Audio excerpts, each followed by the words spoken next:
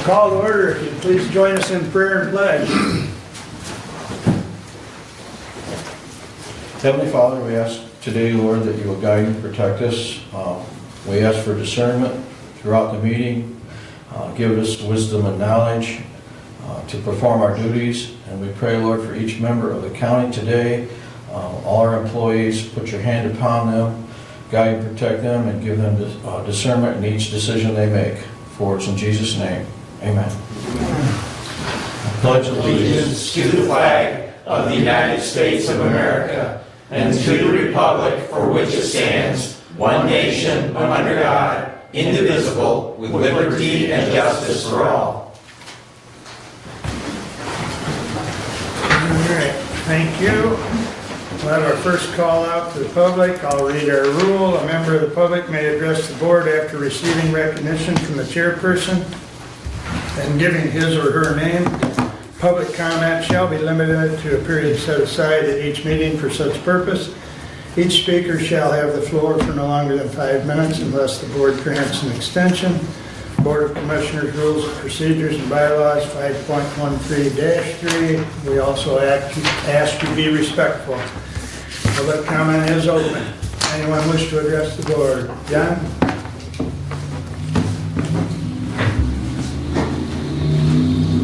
Good morning. On behalf of Mary Beth from Lifeway, she's out of state, so I am here to represent Lifeways for discussion. My name is John Johnston. I'm the Executive Director of Administrative Services at Lifeways. This is Matt Owens. He oversees our contracts and procurement department. I wanted to acknowledge the resolution that you've provided to our executive board, the Lifeways letter of notice. I believe it's on your agenda today. With that, after an 18-month analysis, the Lifeways executive board has decided it necessary to start a search for a new Hillsdale construction site off of county-owned property.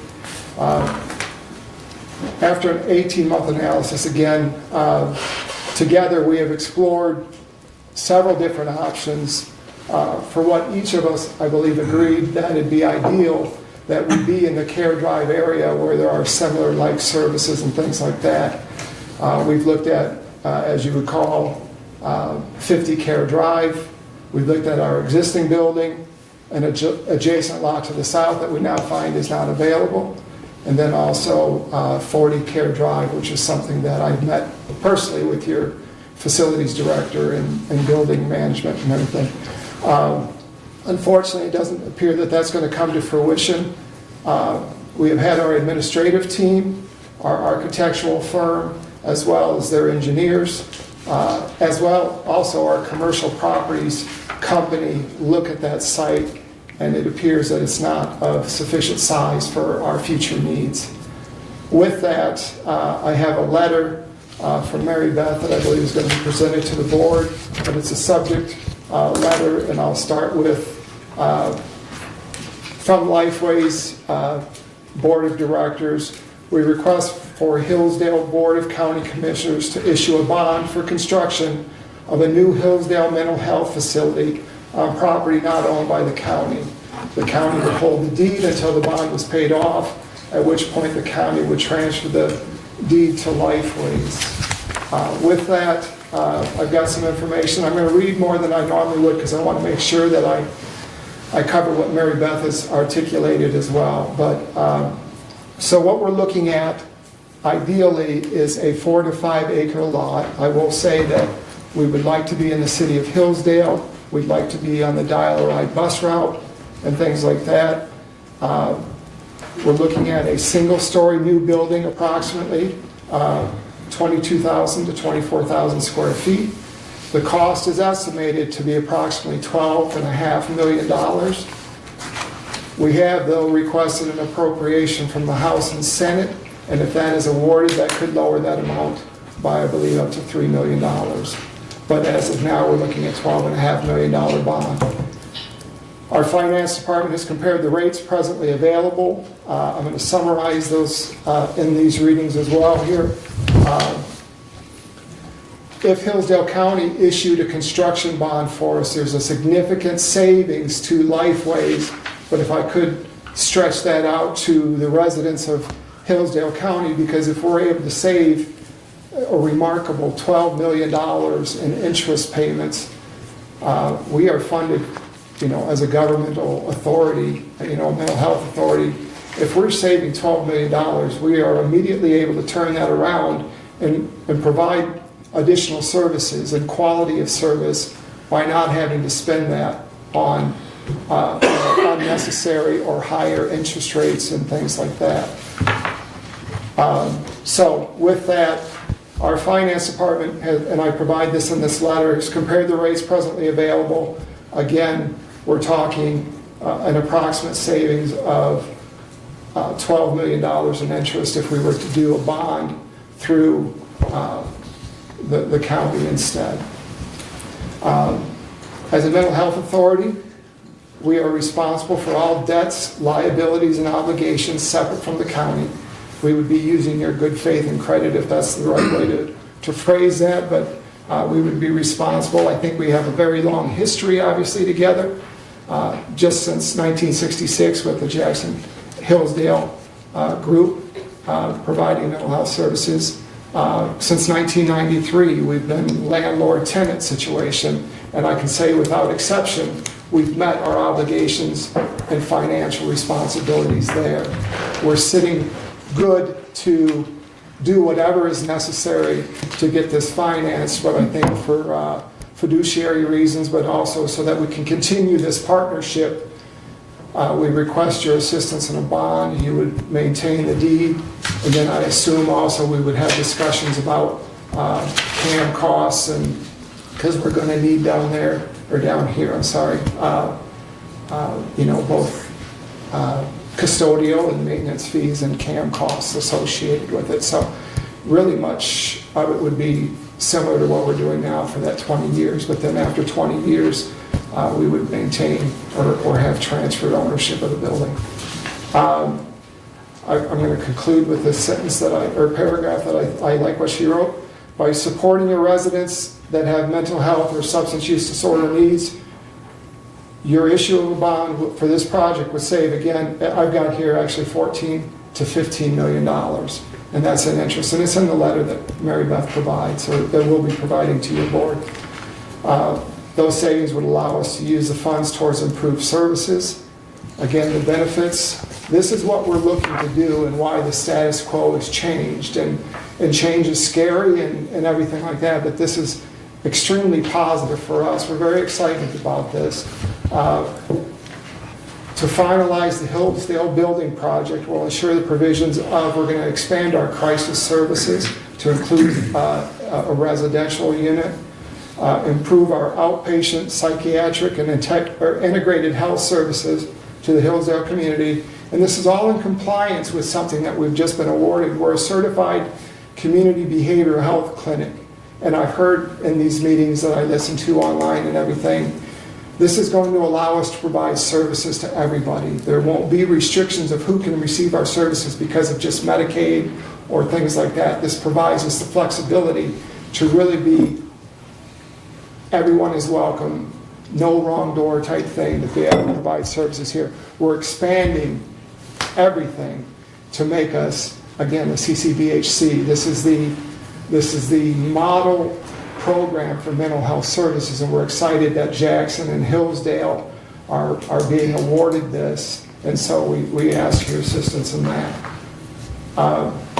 Again, respectfully, I'm sure you would agree that this isn't about the Hillsdale County Board of Commissioners or the Lifeways Board of Directors. It is about your constituents, our consumers of services. We have a long history of working together, again, since 1966, with more than 30 years of that being on Care Drive and the relationship that we currently have. On behalf of the residents of Hillsdale County, we humbly request your support by issuing a bond on their behalf, or on our behalf, but for the residents of Hillsdale County. That's all I have. Thank you. Thank you, John. Anyone else wish to address the board at this time?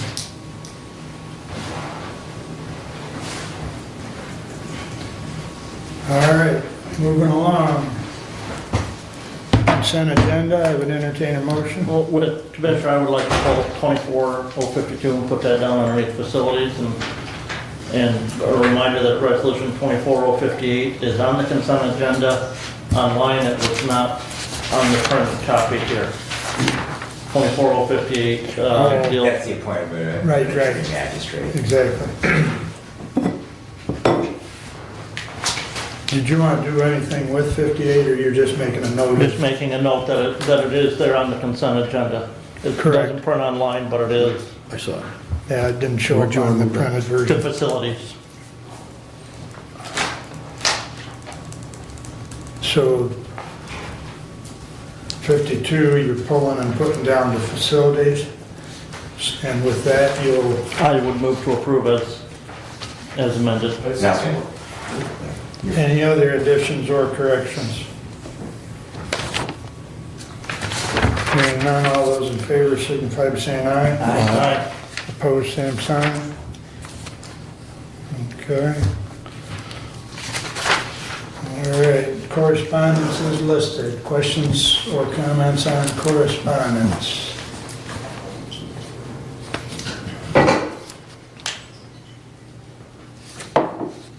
I have a question on the county clerk's 2023 annual report. I would hope that we could get a presentation on that annual report rather than just having a letter of correspondence. I talked to the deputy clerk on that, and he's more than happy to answer questions right now. And rather than, we really can't fit him in on the schedule for a couple months. So if you'd like to ask questions, we'll entertain them now. Okay, first question on your PDF that you sent us that's in the packet is under revenues of $76,534.54 with expenditures of $274,433.35. I'm wondering if there's any kind of a breakdown that you could explain on that. It seems that revenues are much lower than expenditures. Well, a big chunk of expenditures would be payroll for our deputy clerks. So I'd be willing to bet in history going back as far as the county clerk's office has been in operation in this county. We've never been a profitable, it's a service-oriented office, so with salaries and the services we provide, and then the limited amounts of fees we can collect based on state statute and resolutions from this board, our revenues are much lower than our expenditures. So I know that in the budget process, we get the full packet, and we see everything line by line. In the annual report, it's all lumped together, which makes it, for someone who's looking at it, very confusing and, inadequate for learning information. Yeah. So, Well, if anyone, I make it a point, I'm going to make it a point to do this every year and put it in the packet, and if anyone ever wants to have a conversation about it, it's not meant to go into too much detail or else it gets too weighty, and it's not easily presented, but I'd be happy to. so can you explain the shortfall or the overspend as far as expenditures versus revenue? Where does the other money come from to fund your office? Can you explain that, please? Well, from our budget request, we request a budget every year. Yeah. We typically request more than we get approved for, which is just how it works, and that's fine. I would say that that difference in revenue directly derived from the clerk's office and the expenditure associated with the clerk's office is covered through either property tax revenue, general fund property tax revenue collected by the county, or other county general fund revenue, whether it be state revenue sharing, revenue from the medical marijuana tax that the county receives, or many of the other revenue sources from the county cover that shortfall in expenditure associated with the clerk's office. Much like many of our other Right. county offices that are not a profit Yeah, generating function of government. not unique to our office, but really any of them.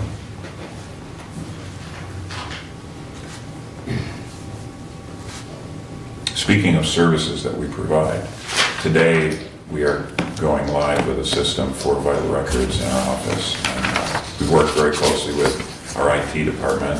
This was approved in last year's budget.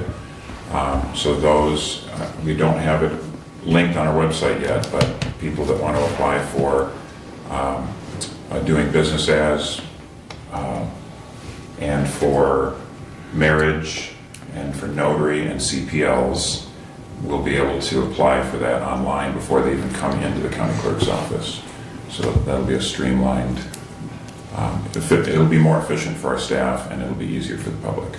Abe, that'll be on new CPLs because renewals can be done Right, through they can, the MSP site, so that we then have a link for renewals to the MSP. I don't know as we link to the MSP, they can renew in our office. Right, they can Or the renew in your MSP. office or on the MSP online site, but an initial application, a new application, Would have has to to be come done at your office. Yes. So, but they could do the application and then come in and then swear the affidavit. That Correct. was- Yep. And the big increase on jurors, 152% increase from the previous year, is because the COVID restrictions and they're playing catch up on trials, I would think. That, we just had more jury trials. Yeah, yeah. Yeah, and I think that'll go up again in our next report as well, so. So, I think it's page 4. You're showing 366 deaths recorded in 2023, but yet the lower part of that page says 3,004 death certificates purchased. Right, so most people purchase 8, 10 death certificates at a time. So the first copy of a certified record is $15. Yep. And then each additional certified copy at the time when you purchase that first one is Five $5. additional dollars. That's right. Which Okay. is board resolution for our fee schedule. So, Yeah.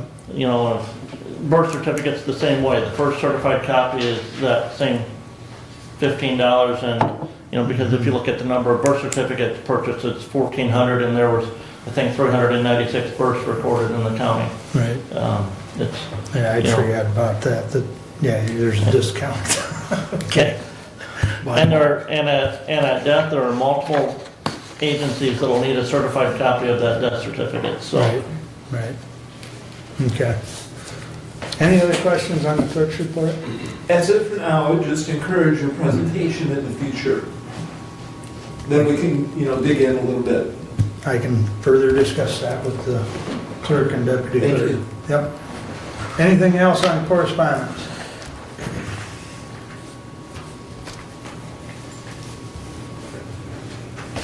Okay. Entertain a motion to approve the regular agenda. Commissioner, I would like to add underneath Management and Personnel Committee, item 12.2, equalization, part-time appraiser assistant position. Everybody should have a copy of that job description. And that's what we discussed yesterday. Right.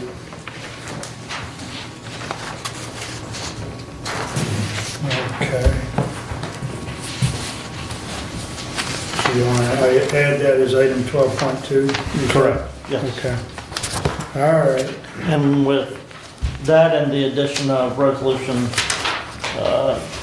24-052 underneath facilities, I would move for approval of the regular agenda. That was for. Moving and support. Any further discussion? It's like the email queue over here. It's okay. All right. With those changes, all in favor signify by saying aye. Aye. Opposed, same sign. All right, that brings us up to Mr. Keith. Mr. Keith O'Neill, good morning. Good morning. Another quarter has went in and gone. Time flies. Exactly. So what I'm going to talk about today is from January 1st to March 31st, just some statistics that we have here. It's just going to follow the same format as we've done in the past. For response times in our service area, which is the 11 townships and 4 cities, 8 minutes and 41 seconds. Outside REU service area, but still in Hillsdale County, 16 minutes and 43 seconds. Out of county was 15 minutes and 26 seconds. Somebody might think, well, why is the out of county less of a response time than the in county? Well, it could be the fact that if we have somebody coming from Litchfield going down into Waldron's area, there's going to be a time, delay there. When we go to Calhoun and Jackson County, which from Litchfield to Calhoun County is a short little drive, so we can make response because we can get up there a little bit quicker. So that's probably why that time frame is a little bit better than the other. Our staffing levels have increased. I'm riding that high right now, but that could change as of tomorrow. Right now we have currently 7 full-time paramedics and 2 part-time paramedics, that doesn't include myself or the deputy director. We're 2 additional paramedics, so we have 11 medics working at our organization right now. We have full-time EMTs and 8 EMTs. We have a total of 9 and 7 part-time casual EMTs at 7. We also have a new office manager, Blaine, and he is also an EMT. He just got his national registry, and then he went and got his state license. So at some point, we'll put him through the EMT training program. So all of the office staff at this time will be licensed to provide care. The call volume comparisons from last year and this year. The call volume is down for 911 calls, 41. We ran 756 calls first quarter of this year. Our transfers are down as well by 33. We only did 131 so far for the 3 months. Unable to handles, that actually went down. Obviously, if you're not doing less transfers and less 911s and we're staffing 2 to 3 rigs, you'll be able to decrease your unable to handles, which was 19, and that's down 15 calls from the previous year. Our mutual aid continues to stay the same, 29 for last year, and this year we did 29 mutual aid calls, which goes to other counties, Calhoun, Branch, Jackson. As I mentioned, we're staffing 2 to 3 ambulances. Some days we have 3 ambulances and an echo unit, which we're doing, which is going well. And I also want to make sure I thank all of you guys for approving the millage monies to be used out of that 1% reserve fund to buy the ALS drug boxes for the county. That was very nice of you.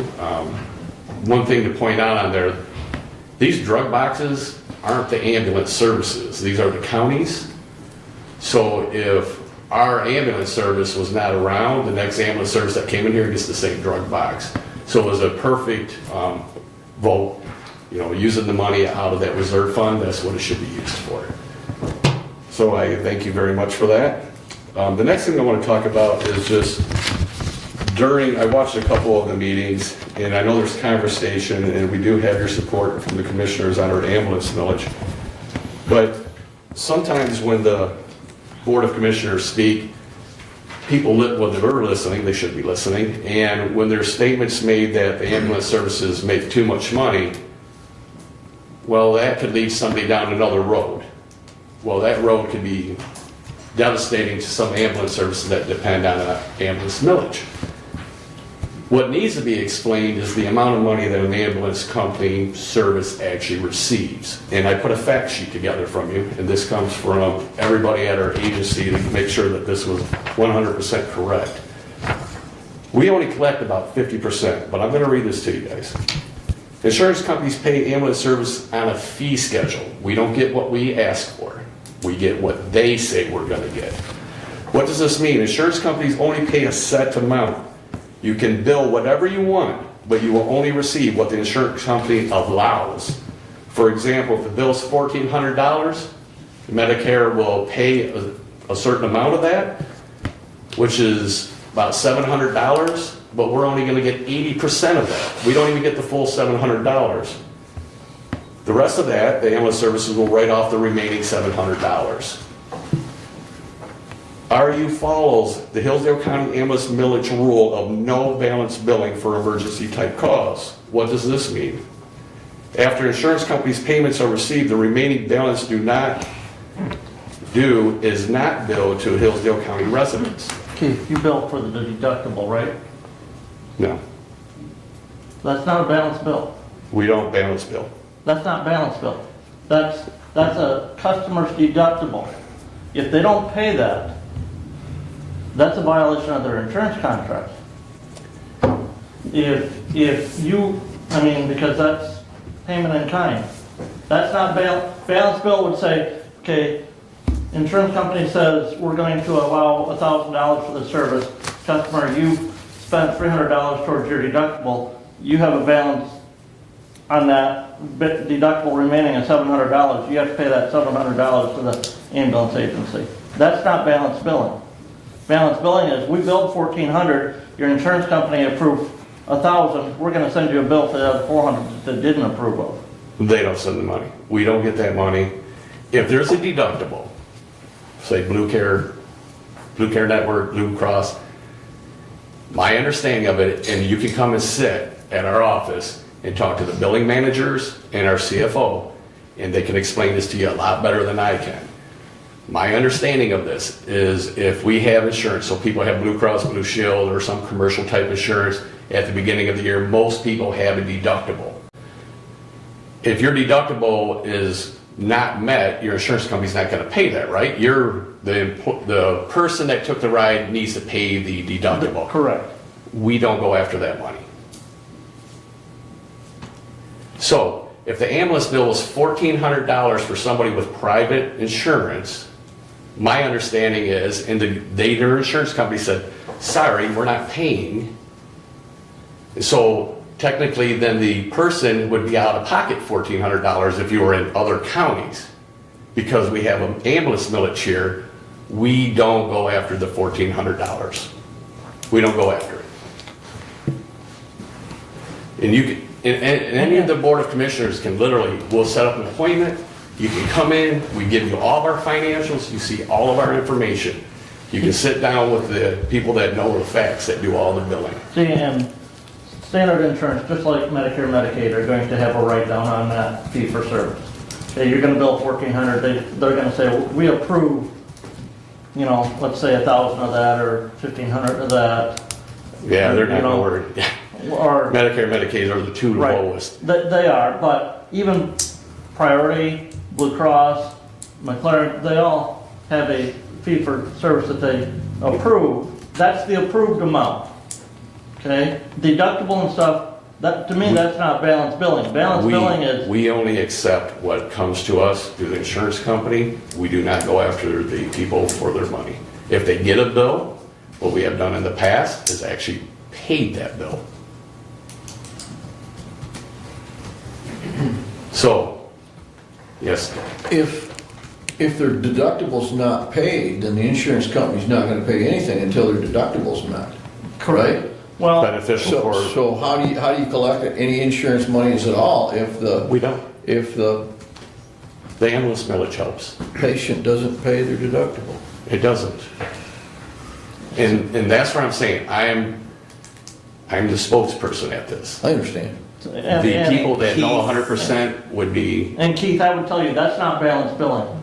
Balance billing is, we billed $1,400, your insurance company only approves $1,000. That $400, we're gonna send you a bill for, that's balance billing. In the medical field, that would be balance billing. yeah, we do no balance billing. But billing for a deductible is not balance billing. We don't bill for it. And Keith, prior to the current iteration of the ambulance millage, that patients were billed, but then RU also sold memberships, I believe, to make up to, if for those persons who chose to purchase that would provide that difference between what was paid by their insurance company and any other charges. You no longer do that, it's my understanding, because the way that the ambulance millage was presented in its current form is that residents of the county would not be billed for any difference between what the reimbursement was from the insured. Basically, that all of 5 ambulance agencies that operate in Hillsdale County would accept whatever reimbursement they got from insurance and eat the difference. In whatever that is, exactly. And we're commercial insurance, when somebody uses it in January and the deductible start over. But we Commissioner, need that the contract says there's no balance billing. And the definition in medical insurance, balance billing is the difference between what is billed and what the insurance carrier company approves for the service. Not what the insurance company pays, but what is approved for the service. So it sounds like it's wording in the contract. The intent Well, is it not is. to bill. No, I mean, to me, yeah, I'm shocked that you don't bill for the deductible. No, If that's not been paid none or of the the copay. ambulance services are supposed to. And we have 5 ambulance services in this county that get money from the The ambulance. intent It is not to bill. seems as though you'd be better off paying the patient's deductible and then billing the insurance company for the rest of it. At Well, least but- you're gonna get something back. Well, but they're only going to approve so much on that. Interesting.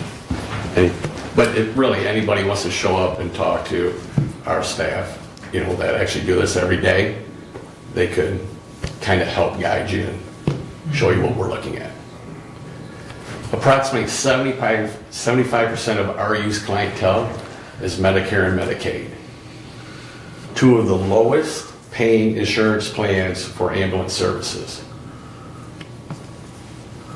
In the year 2023, RU billed insurance companies a total of $2,395,230.93, but only collected $1,323,187.64.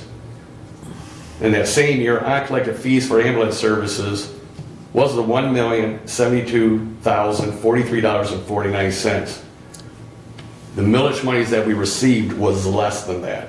It was $918,547.64. That's for 11 townships and 4 cities. It didn't even cover our uncollectible fees.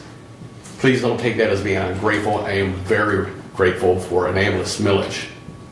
But we show every quarter when we turn our paperwork in that the money that we're receiving, we pay more. We always line it. We always show you that we're paying more than what we're receiving. It is expensive these days to run an ambulance service. Our last ambulance was in the total of $250,000. So when you reference what it was back 25 years ago, everything you're doing nowadays is more expensive. Ambulance services in Hillsdale County do not collect payment for calls resulting in cancellations, refusals, or standbys. That's 25% of our call volume. So the refusals, when we go and pick people up off the floor, check them out, offer all of our services, and then they say, I don't want to go to the hospital, and they sign. If you go to other agencies outside the county, they charge. They charge for that. Standbys. When the fire departments have a structure fire and they call our ambulance, we sit there for hours, collect no fees. But we're doing it because we're staying true to Hillsdale County. All I'm asking is that every commissioner support the ambulance services and vote yes at the August primary. These ambulance services need help funding to pay for higher wages, equipment costs, and other associated fees involved with an ambulance service. And again, there's 5 ambulance services here in Hillsdale County. It's just not RU. Keith, you indicate that other entities outside the county charge for, calls where somebody signs off. What's the going rate, you know? Commissioner Benzing and I just had a conversation on this. And when I used to work at one of those big companies years ago, it was $200. Mm-hmm. I believe that is double now from the conversation I had. Mm-hmm. So we do those quite often. We go and help people up off the floor because we have a lot of fire departments in this county that don't do first response. So we go. But even the ones that do offer first response, a lot of times if they get there, they can cancel us, but we're still moving. We still got our trucks going. But if they don't cancel us, we still have to go provide care, do what we have to do, and we collect no money from that. What also happens when we're on those types of calls that are refusals, standby situations, is that we're unavailable now by the CAD. Right. So when there's another call coming in this county, they don't even think about using us. So our crews have to jump on the radio and say, hey, we're available or we'll be available. And it gets things, it can really mess things up. So there was one more form that I wanted to show you. And I sent it to you guys. It's from year 2021 through 2024 currently. And it's this form here that shows the insurance companies. Medicare and Medicaid are the two lowest paying.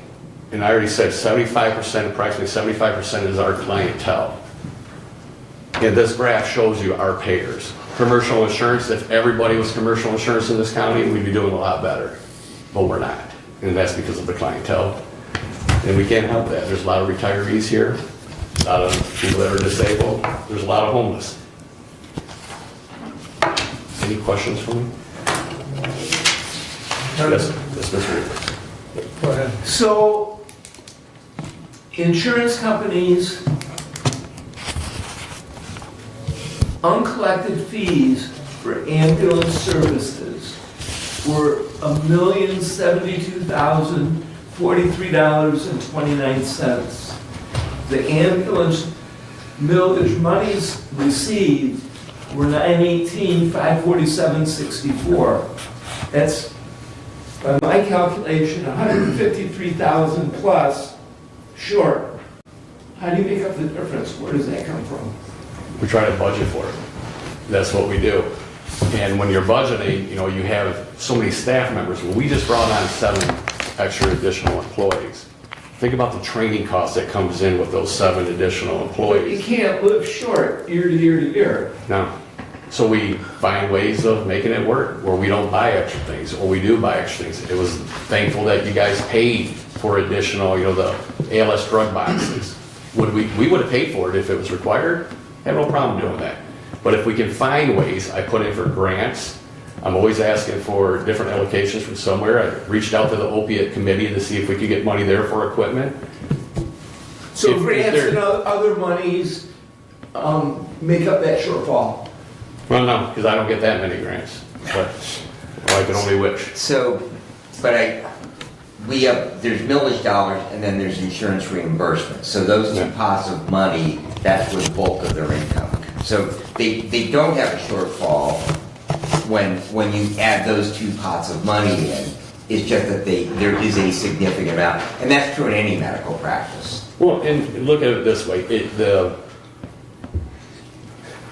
millage money it allows us to keep our operations afloat. We cannot compete as far as other ambulance services that are paying $28 an hour for a paramedic. We're paying $21 an hour, 20 to 21. We have people that come and work for us, that's why our staffing levels are going up, because we follow a different philosophy than a lot of the private ambulance services. We only worry about Hillsdale County. We only worry about Hillsdale Hospital.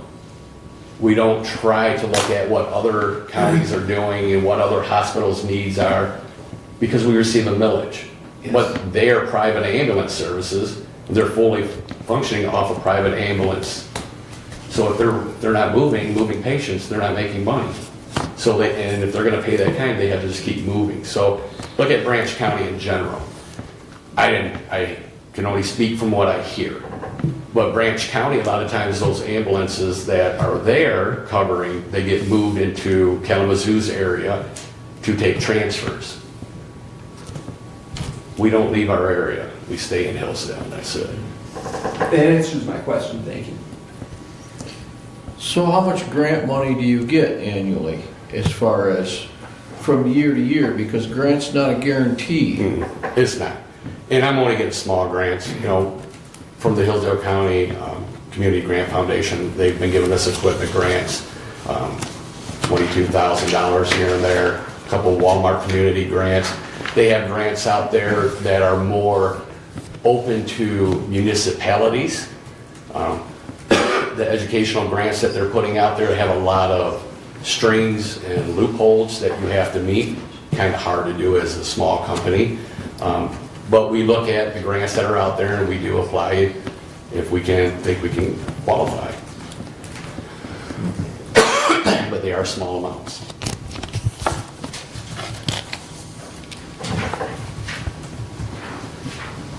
Any other questions or comments for Keith? Thank you. All right, thank you. And again, if you ever want to sit down, please just call me, we'll get it set up. Thank you. Very good. All right. I saw you back there, Megan. I just. Good morning. Thank you. Thank you.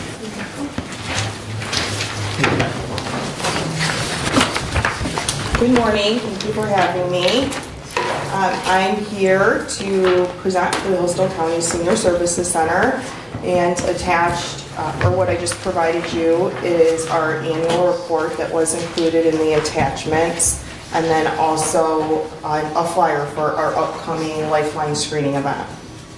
I'm first going to start with our March for Meals Champions Week, which was March 18th through the 24th. The center welcomed different community members and influential leaders to participate in ride-alongs, and we had 10 Meals on Wheels champions that participated in that. That included Representative Andrew Fink, Senator Joseph Bellino, Wellwise Chief Executive Director Julie Weatherby, Chief Services Officer Nicole Baker, Bob Flynn, Board of Director and Board of Commissioner Mr. Lanius, Honorable Judge Lisney, Mayor Adam Stockford, Sheriff Scott Hodshire, and Mitchell Nelson, who's the Mid-Michigan Regional Director for Senator Gary Peters. You can review the annual report. I just noted some highlights in my report, and that is that adult daycare provided care to 25 unduplicated clients. In-home respite provided care to 144 unduplicated clients. We provided 76,109 meals through our Meals on Wheels program. Our Michigan Medicaid Assistance Program helped 110 clients and saved them collectively $82,260. We had 17,950 fit visits. 149 clients were served in our volunteer transportation program and drove a total of 42,219 miles. Completed 1,754.5 hours of outreach, and had an astounding 133 volunteers that helped us in fiscal year 23. So, of course, our volunteers are essential to our operations, as for any nonprofit, and I won't go into detail on our Volunteer Appreciation Week. It is noted in your report, but we are doing something special for them every day this week, including Friday, hosting a volunteer appreciation breakfast. We continue our Safe Plus program, which, just as a friendly reminder, that was a grant that we received from the Michigan Department of Health and Human Services. On February 17th, we hosted a night of music, had 40 guests, and it was light refreshments and music hosted by Hillsdale High School National Honor Society student Ben Kunkel. Played the jazz, saxophone, and piano. Very talented young man. March Medley was hosted on March 1st, 35 participants. We've been hosting Money Smart classes monthly, and we have the Sauk Theater socialization event was held on March 24th, where we essentially provided a ticket for anyone that wanted to attend that event. Good Friday breakfast welcomed 183 guests, including 32 volunteers, which to my knowledge I believe is the most volunteers we've ever had for a special event. We continue with community collaboration. We participated in Project Connect on March 21st to help connect people and resources. We continue our American Red Cross blood drives. The last one was January 19th with 25 donors. And I didn't add on here, but we are going to be hosting our Lifeline screening event on May 10th. I could go through all of the life enrichment and lifelong learning opportunities that we continue to provide. They are noted, they are listed on our website. Just a few are our Aroma Touch hand and foot massage, men's and women's breakfast, We continue with Connection Cafe in collaboration with Wellwise Area Agency on Aging, our support groups, and our bereavement support group and education class. Facility improvements include the addition of 2 new T3X treadmills that was largely in part from our Subs for Funds fundraiser. And I wanted to share a success story as well. The center was fortunate to help a client who was struggling to pay his bills as the primary caregiver for his wife who is battling cancer. And with the mounting medical bills, it became very overwhelming very fast. And so, in addition to the availability of our center MAP services to evaluate his insurance coverage, immediate assistance was provided with utility bills that he was struggling to pay, and was profoundly grateful and tearful. The statistics about the pace at which the older adult population, how fast the older adult population is growing is alarming. And this is noted in the annual report as well, but with all of the resources. But by 2030, all baby boomers will be older than 65, making 1 in every 5 Americans of retirement age. In 2034, older adults will outnumber youth for the first time in U.S. history. And lest we forget the societal and economic contributions that older adults have on our community. If you look at the Global Longevity Report, in 2020, the 50-plus population contributed $45 trillion to our global gross domestic product. So with that, I just would like to thank the community and the Board of Commissioners for your continued support. I look forward to a continued relationship built on transparency, trust, and collaboration to meet the needs of the older adults in our community. If there are no questions, I will have Dan LaRue, our Finance Director, come to present our audit. Any questions of Maggie before Dan takes? Okay. Good morning, everyone. Very good. I brought the official copies of our audit report. Thank you. Thank you, sir.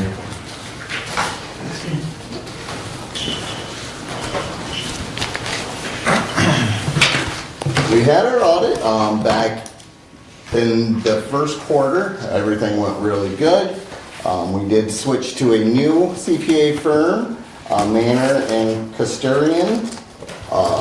They are based out of Lansing, Michigan. Came down, spent a few days with us, and came back with a nice clean audit report. I'll just start with their opinion. In their opinion, the financial statements referred to above present fairly. In all material respects, the financial positions of Hillsdale County Senior Services Center, Inc., as of September 30th, 2023, and the changes in its net assets and cash flows for the year, then ended in accordance with accounting principles generally accepted in the United States. One thing I do want to point out is on page 8, you'll see about midway through the page, go closer to the bottom, cash flows from financing activities. We were informed that there's been a change in the labeling of financing operating leases, not operating, capital leases, and our building falls under that. So they just had to recategorize it in this report. So you'll see that the principal payments on finance lease liabilities was $320 compared to the previous year where there wasn't one. So that explains that. With that said, about our long-term lease liabilities, that's our bond payment. We have one bond payment left for 2025. We just made our 2024, and we're pretty excited about that. Any questions?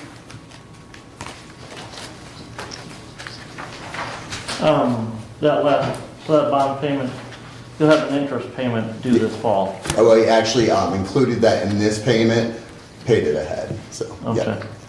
yeah.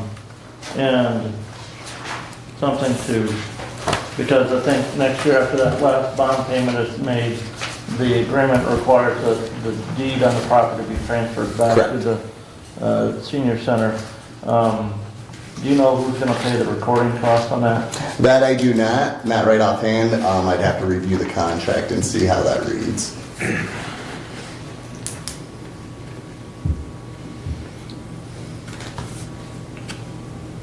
You get a chance to review that, Dan, let either Brett or myself know. Yep, Yeah, I mean, it's, Yeah, it's a good question. it is. I think it's $30 to record that, so.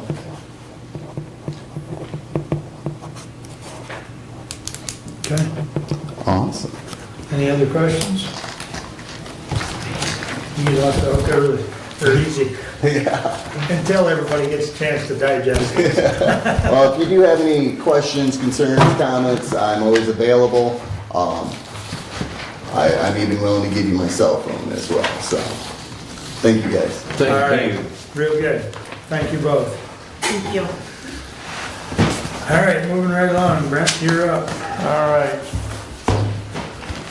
Action item. Resolution 24-055. Whereas Section 51 of the Michigan Drain Code, Public Act 40 of 1956, as amended, the Drain Code allows the Board of Commissioners for the County of Hillsdale to authorize the requirement of a cash deposit sufficient to cover the preliminary costs as determined by the Hillsdale County Drain Commissioner associated with any application to lay out and designate a drainage district submitted to the Drain Commissioner. And whereas if such project is completed, the cost advanced shall be returned to the depositor out of the first installment of special assessments. And if the project is uncompleted, any excess above the cost shall be returned.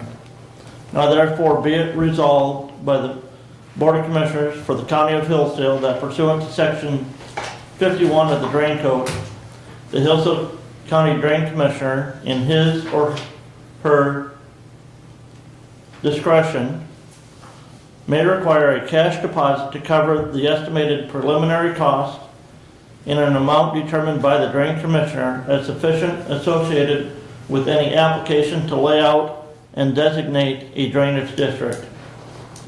I move for adoption of this resolution on April 23rd, 2024. Second.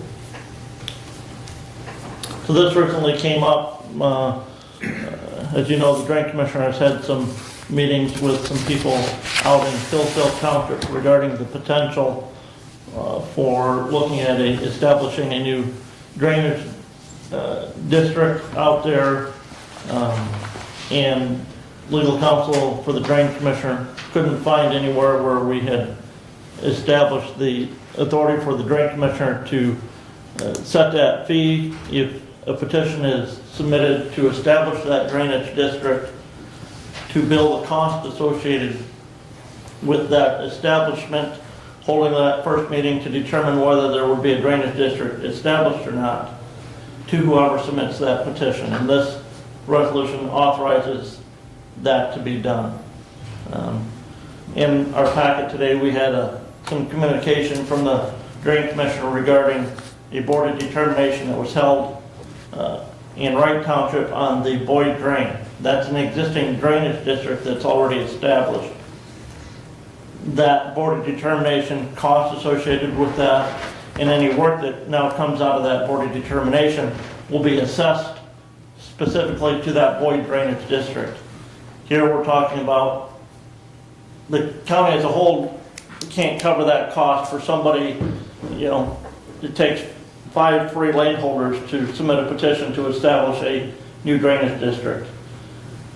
Well, until that district is established, there's no place to bill that cost to, and so those 5 free land holders or a township or city or village would have to cover that upfront cost. If that district then is established, then they're repaid on the assessment that gets assessed out to the parcels in that assessment district. And if not, then the money is spent. Right, if it's determined through that process that a drainage district doesn't need to be established, then that money, is expended for the cost associated with it, and anything that's left is returned back to the depositor. And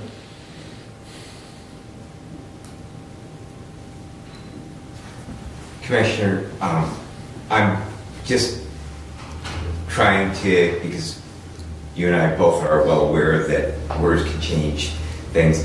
At his or her discretion may require a cash deposit. My concern about that is that it never looking at the individual who holds the office, just collectively, because we are creating a resolution for the office of Drain Commissioner, just as we would, that it creates a discretionary item where that when we've looked at these things, and particularly when you're talking to the Hillsdale Township folks, fairly expensive proposition. My concern is just simply not using the word shall require.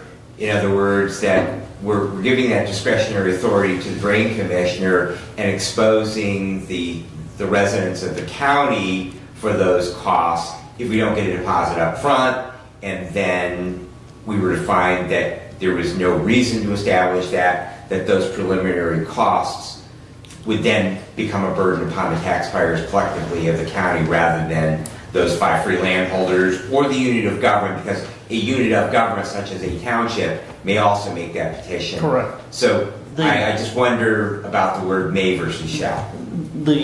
And I will tell you, this language came from the Drain Commissioner's Legal Counsel, so they're the ones who advised using this language. The issue there for may is, you may have an issue where a drain needs to be extended. It may be a very small fee. It may cost the Drain Commissioner more money to figure out what the fee should be than to just accept the petition and move forward with it than it would to actually collect it. I think what he's looked at preliminary out here in Hillsdale Township is a deposit of about $30,000. Should there be a petition submitted on that to go through that process, the engineering process and all of that. And that's, you get into different circumstances there with the drainage commissioner, that this allows that, flexibility on the size of the project to say whether we need that deposit or not.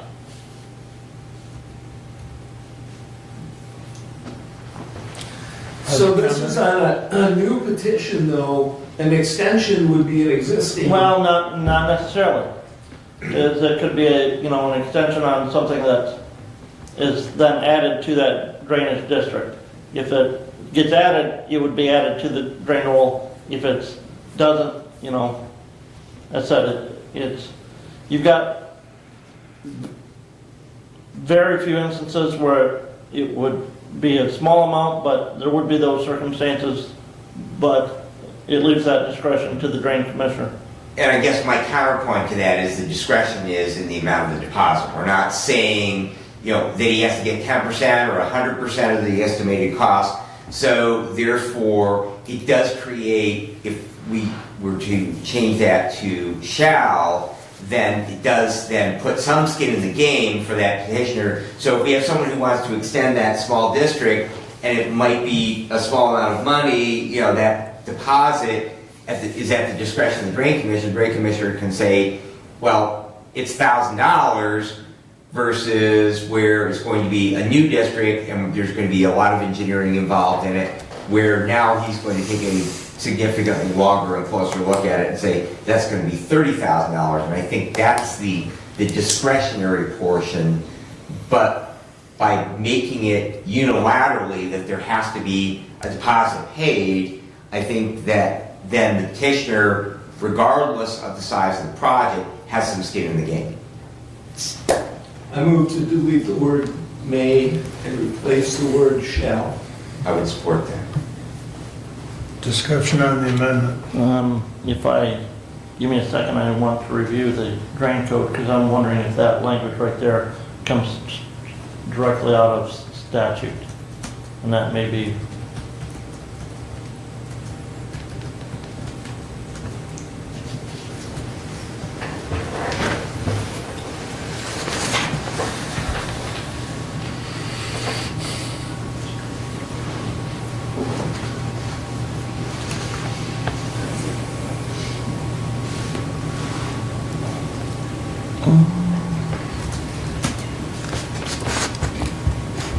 legislature has changed their website, so.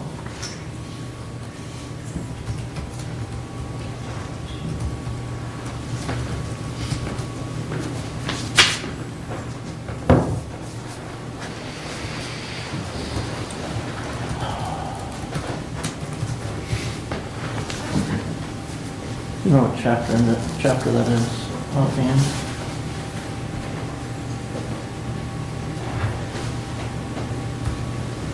Who seconded it? Section 51 of PA 40 of 56. Yeah. Section 2. Did Doug make the motion? And Doug did, Brad Brad seconded? supported, yep.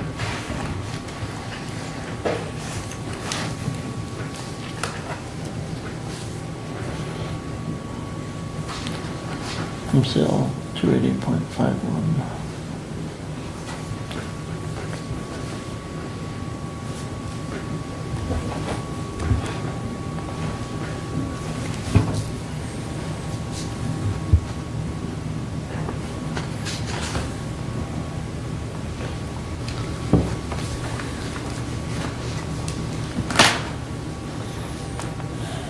And a new drain is 10 free holders at certain times.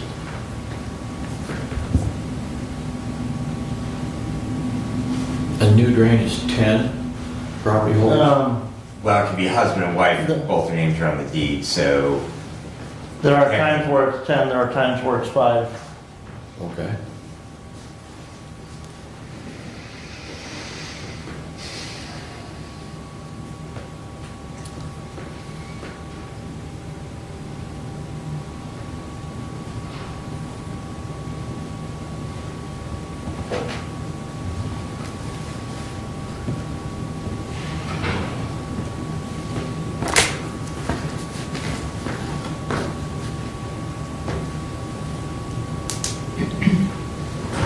Does zoning dictate the difference between 5 residents or 10? Or is it rural or farmland or? MCL 280.51, Commissioner. Okay.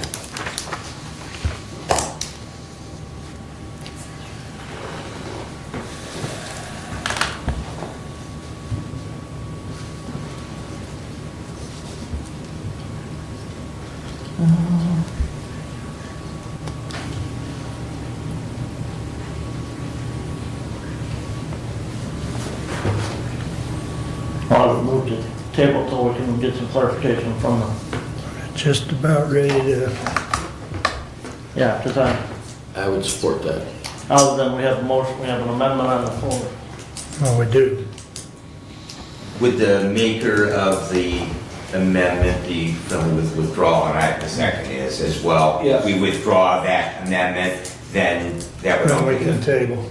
We'll move to table resolution 24-055 till we get clarification from the Drain Commissioner on that language. Good, thank you. So you supported Doug? Commissioner Laney said, I believe, actually Commissioner Lane has supported the motion to supported table. the motion to table, Got it, okay. yeah, and the other motion was withdrawn, Yeah, I got that. so. Okay, it's undebatable. All in favor signify by saying aye. Aye. Opposed, same sign. We'll look for it coming back. Please continue with your report. All right, as the senior center presented their audit today, we had our audit presented for Wellwise Services presented to us at our meeting last week. The clerk's office should be getting a digital copy of that will be included be able to be included in one of our next packets for the board to review. Board of Health meeting on Thursday of this week, we have our audit presentation there as well. Looking forward to that. In the communication, in our packet was a letter from the State of Michigan Department of Treasury regarding the designated assessor. Gives communities the opportunity to let the state appoint that designated assessor. We currently are in contract with a designated assessor through December 31st, 2025. It's nothing that we need to do at this point in time. in regards to that. Also in the packet this month was the expenditures through the end of March for the current fiscal year. There were some line items there that were over budget. Direct explanation of that is because of the 3 pays in February. 3 pays in February equals 7 pays so far through the month of March. The month of March for 25% of the fiscal year, and 3 pays is 26.92% of the 27 of the 20. The 3 pays in February, 2 in January, 2 in March gives 7 so far for the fiscal year, which is 26.92% of the payroll expended for the year. So that's why most of those items that you're seeing there were over because of that. Didn't know if anybody had any questions on those reports or that report on that. I did talk to the drain commissioner this morning. I'll have to get back to him on the language regarding the M99 project. He said his engineers have sent a plan to the state, and his MDOT engineers are reviewing it and trying to decide how much more work they want done. So, Hearing they don't like the cost of it. well, they're wanting to maybe widen it a little bit, so, which calls for more excavation. So, not exactly sure, but there is an additional spot where the road is cracking, and when you have all the water infiltration underneath, it's going to continue to happen. And that is all I have at this time.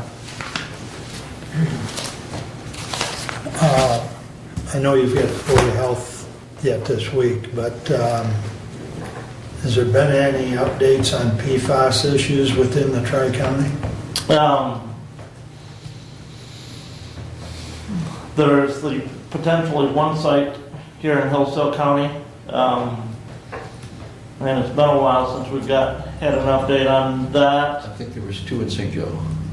There was another one in St. Joe that, that they're continuing to provide filters for. The one here in Hillsdale County, the issue is location and potential location for a new well for that one. Whereabouts is that location? Scipio Township, or is it Fayette Township? It's right on the border. I want to say it's Fayette. Oh, I don't remember the No. street address. Northern part of the county then. well, just north of Jonesville. Okay. Part of the reason to bring that up, and you might talk to Paul or ask him, is Livingston County, and I'm sure they're not alone, there's a whole farm, to include a beef herd, that is Had PFAS contamination. correct. And it all traces back to treated sludge from the wastewater treatment plants being injected into the soil. And come to find out, there was an industrial facility that Discharged and then it was treated. was treated in that facility, and that's where the PFAS material came from. Most of your treatment facilities don't handle industrial waste, and this one out of Oakland County did, and consequently that farm now the beef are not being allowed to sold, the crops are not being allowed to be sold, but MSU has now arranged to do a study on that farm, and so as long as they can get some state funding, which the state has agreed to fund this for study purposes, so the farmer will keep farming, but it'll all be for research, so. Sounds like a great location for a solar facility.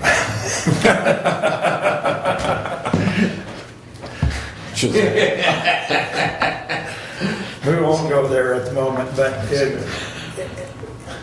on one side, I think it's gonna be good because research now, we can research how long that material will stay in the soil, how long it may or may not stay within an animal.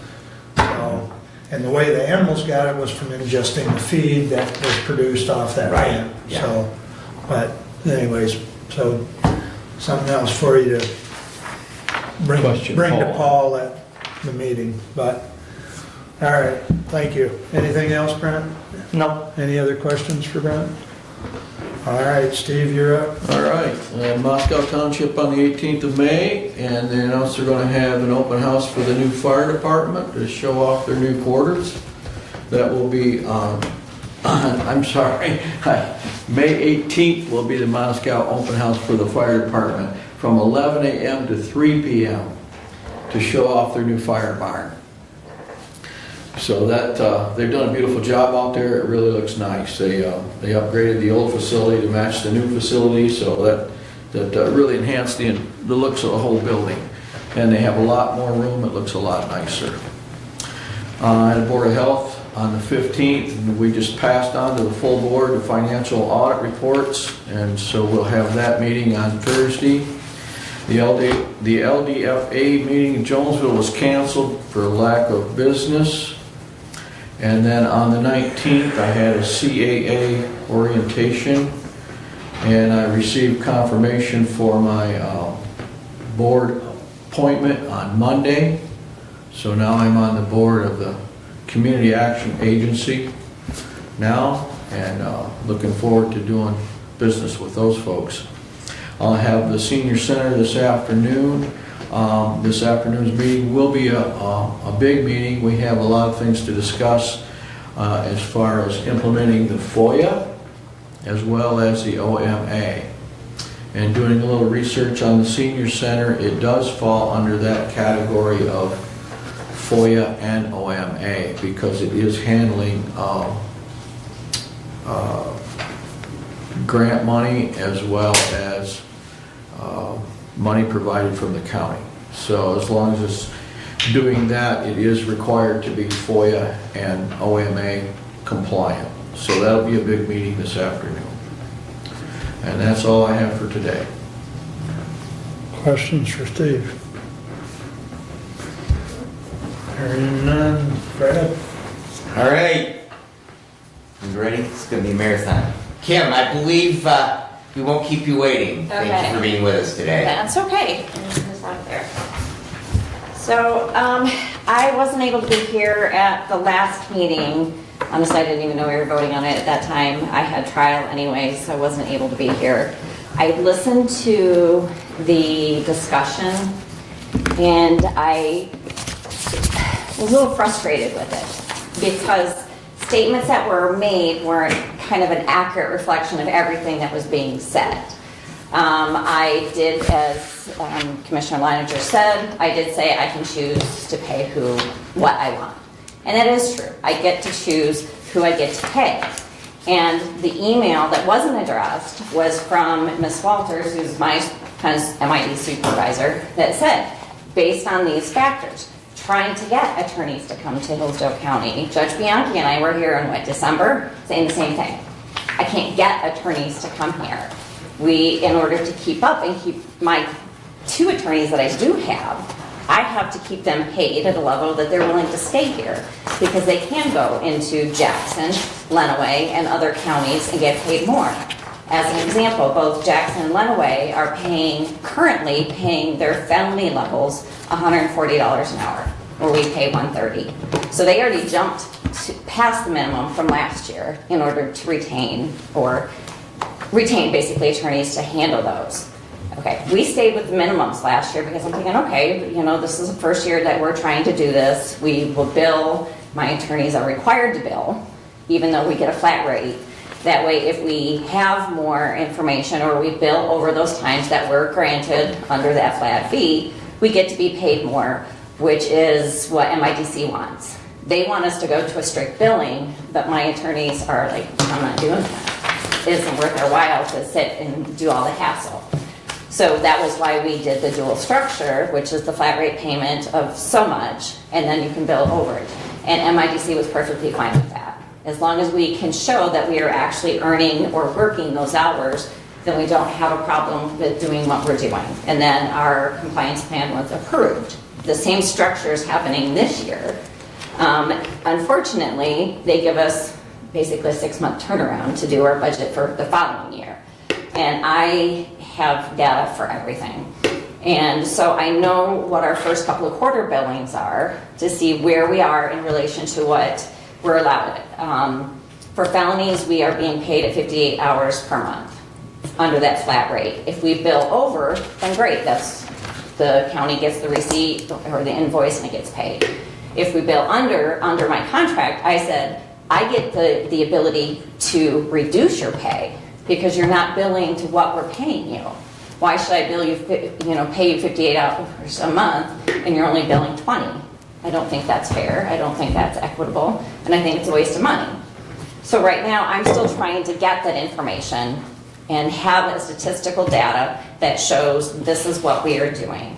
I just don't have enough of it yet because we're only 2 quarters in the billing. As the email went with Ms. Walters is, again, in order to retain attorneys, we have to pay them enough to want to come over to Hillsdale County to practice. And that means the driving over here, because we don't do Zoom for the beginning stuff with Judge Stuyvesant, so they have to be here in person. Judge Lisney does more Zoom, so that's a little bit better. But as an example, I've had several cases now where we, the attorneys for Hillsdale, are conflicted out. We had, a bunch of kids go down and steal pot out of a store in Camden. So we had 5. Keith and I are only 2 that can take those cases. Rachel isn't quite qualified yet. So now I've got to find 3 attorneys to cover those 3 other individuals. And I have to call around like, hey, will you take this case? Will you take this case? They're like, how much? Like, no, I don't want to. I said, okay, well, how about this? So luckily right now, I've had a couple attorneys that have been willing to take some of the overages, and we've used him. Jim Daly is out of Adrian's, been an attorney forever, and he's willing to. But in the same instance, with the 5 that we had originally, there was a group of another 5 that hit the store prior to them. So now I'm gonna have to, when we figure that out, I'm gonna have to find 5 more attorneys, different attorneys, to represent those people. That means I've got to go wherever I need to go. That might be having to try to pull somebody from Ann Arbor. That might be, Calhoun County and trying to find attorneys. And I have to be able to pay them something that's making it worth their while to come down. As Judge Bianchi said, she was paying her attorney $60 to do that. That had been the same since I came back in 2010. I'm not taking a case for $60 an hour to represent parents or a juvenile. It's not worth the time or effort for me to do that. And I think you guys said they would jump it up to 100, which is great because it's a little more incentive. But the average is the 200 to 400, as we told, for appointed attorneys, not retained attorneys, or your private practice. Those are for appointed type of attorneys.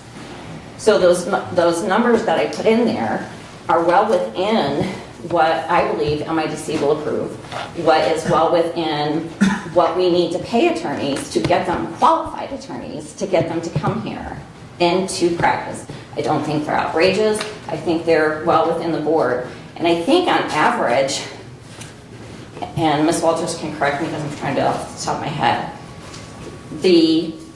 this year they paid between $125 and $140 for misdemeanors. They paid on average somewhere between, I think we were lowest at $130, up to $150 for felonies. And so what we're asking is not out of the range of what is normal or what is accepted practice within the state. And it's not being financially irresponsible by saying, I need to pay somebody more money to do the jobs. And especially since we are getting a lot more felony or life offenses. So those are again, the rapes. We have people who are being habitualized because they're just in and out of the system. So those count. So our budgets are going up. And you have to pay somebody in order with the experience necessary to cover those cases. Like I couldn't, again, not being mean to Rachel, I can't put Rachel on one of those cases. She's not qualified yet. So it turns to Keith and I. Then we come into a new problem because under this new time, I have 2 more things I have to do. Okay, and from the sounds of it, you want me to be paid at the same amount that I'm getting paid now, or at least some. But you're adding to my workload for the same exact job. I have to keep track of attorney caseloads. I have to keep track and figuring out how we're going to do that, because Hillsdale doesn't do the same thing as everybody else. How am I going to do that? How am I going to get attorneys? I have to do evaluations on these attorneys. I have to get outside input. I have to do all of this. And so that is why I said, I think I should be paid where the average is throughout the state for people in my same position. I'm actually think one of the lower paid right now in our state for doing the same exact position. I didn't ask from the beginning, oh, let me gouge you out, because it's not true. So I keep very detailed and I'm very strict about my budget and what is going on. And so that's what I did. As an example, just because I budgeted for whatever it was for the felonies and stuff, doesn't mean that's what we're getting paid.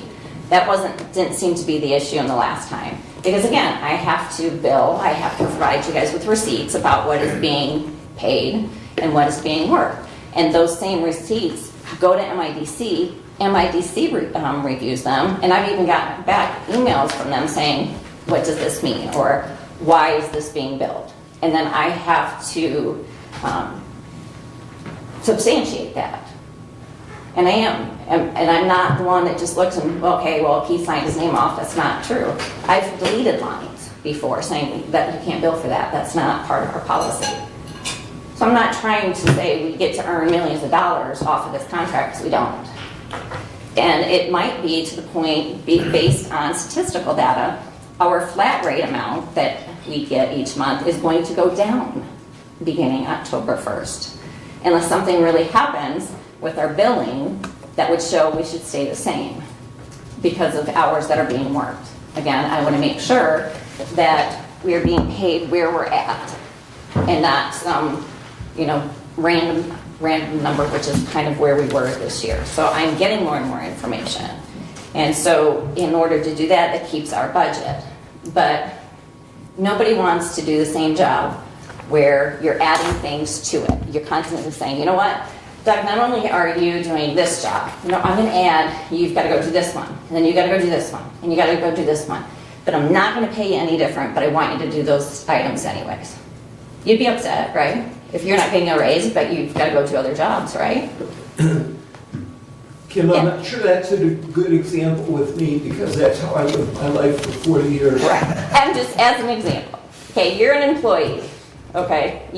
Let's say you, I understand your question and your point. Yes. But your specific application of me is not right. I was just looking at you. Every person sitting at these tables. Okay, yes. I was just because I was looking at you. That would just happen to be, that's why you're there. So, and again, that's why my hourly rate went up. Again, I'm not looking to,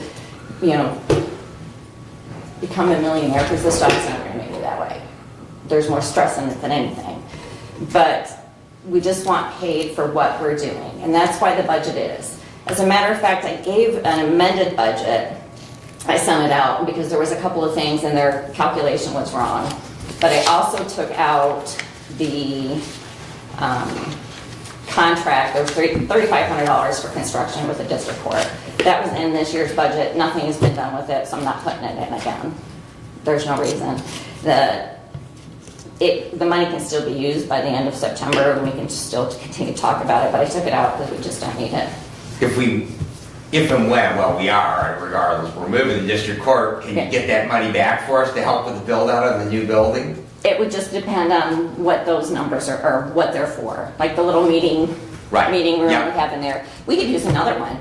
I just don't know where we would put it. We don't have a lot of space in there right now. We could honestly use another one, because if Keith is talking to a client, I'm just standing there waiting because I don't have anywhere else to talk to in custody clients. But for me, that was part of the amended budget that I went through, and I kind of highlighted, trying to tell you why things were the way that they were, so there wasn't a lot of discussion. But when I put it in these budgets, and you have questions, Doug came to my office on the last one. It was a pay issue. He stopped in my office twice. Did I tell you to go away? No, you stopped the bus and spend time with me. I appreciate it. Right. And I would do that. Emails aren't always the best way because normally I'm in a hurry and I'm going to be very curt about it because I've got other things I've got to do. But you can come to my office, you can stop by, you can call. I know you called, I called you back about 3 times. You want me? So, yeah, so I mean, I called back and left a message several times on your phone. So, You did? yes. Just 3. But either way, so you can come in and I will make the time available if you have questions about different things. And if I can't get the answer, Nicole. I didn't want to get up here, but I'm Nicole Walter, I'm with MIDC, so I just wanted to meet all of you, and I'm happy to answer questions or anything. So I didn't want to interrupt anything, but I'm here. Yes. So, and I'm happy to. I have never had an issue. I mean, we've been doing this, started this in 2018. I think is when we first, and the first one was 2019. That actually had to start doing things. And so I've never told anybody that, you know, this isn't, you know, I'm not going to talk to you about it. This is what it is. And so that's kind of just where it is. Kim, one thing I noticed this morning looking through the compliance plan, the actual plan, is the mileage rate that you had was 65.5 cents. And the federal rate now is 67.5, or 67 cents. It is whatever, and that may just be an error because it's just, I got the county policy for the mileage and I just submitted that, and honestly, I think that was what it was. So if that part is incorrect, I mean, we can change it. We'll probably have to update that across the board, because I noticed a lot of other plans came in with 65.5, which I think is the current rate. No, January 1st it went to 67 cents. I should say it would have been the rate for this current budget year. Because the state fiscal year versus, Yes. Yes. so that fiscal year was probably submitted for October 1 through Yes. September 30th, and so it was based on the old IRS rate Yes. when it was submitted. But we changed, because we're on a calendar year, and the IRS on a calendar year, we changed on January 1st, so probably they're using the information from the Right. previous year commission. And We'll honest, catch it. We'll do an update, because eGrams is the system we use, and it's, you know, it's a little behind. So we'll get it, and we'll end up manually updating all the plans, so we'll change that too, because your county policy is consistent with IRS rates. Yeah. The state of Michigan mileage rate's like 44 cents, so I just tell people, make sure you get your local policy in there. So, yeah, and that's, I've submitted it, so I can't go back and change it, but Nicole can. Okay, okay. Yeah, once I submit, I'm out until they tell me I've got to fix something. Let me regress for a minute. You were Okay. talking about the room and, you know, you're sharing one room with Keith.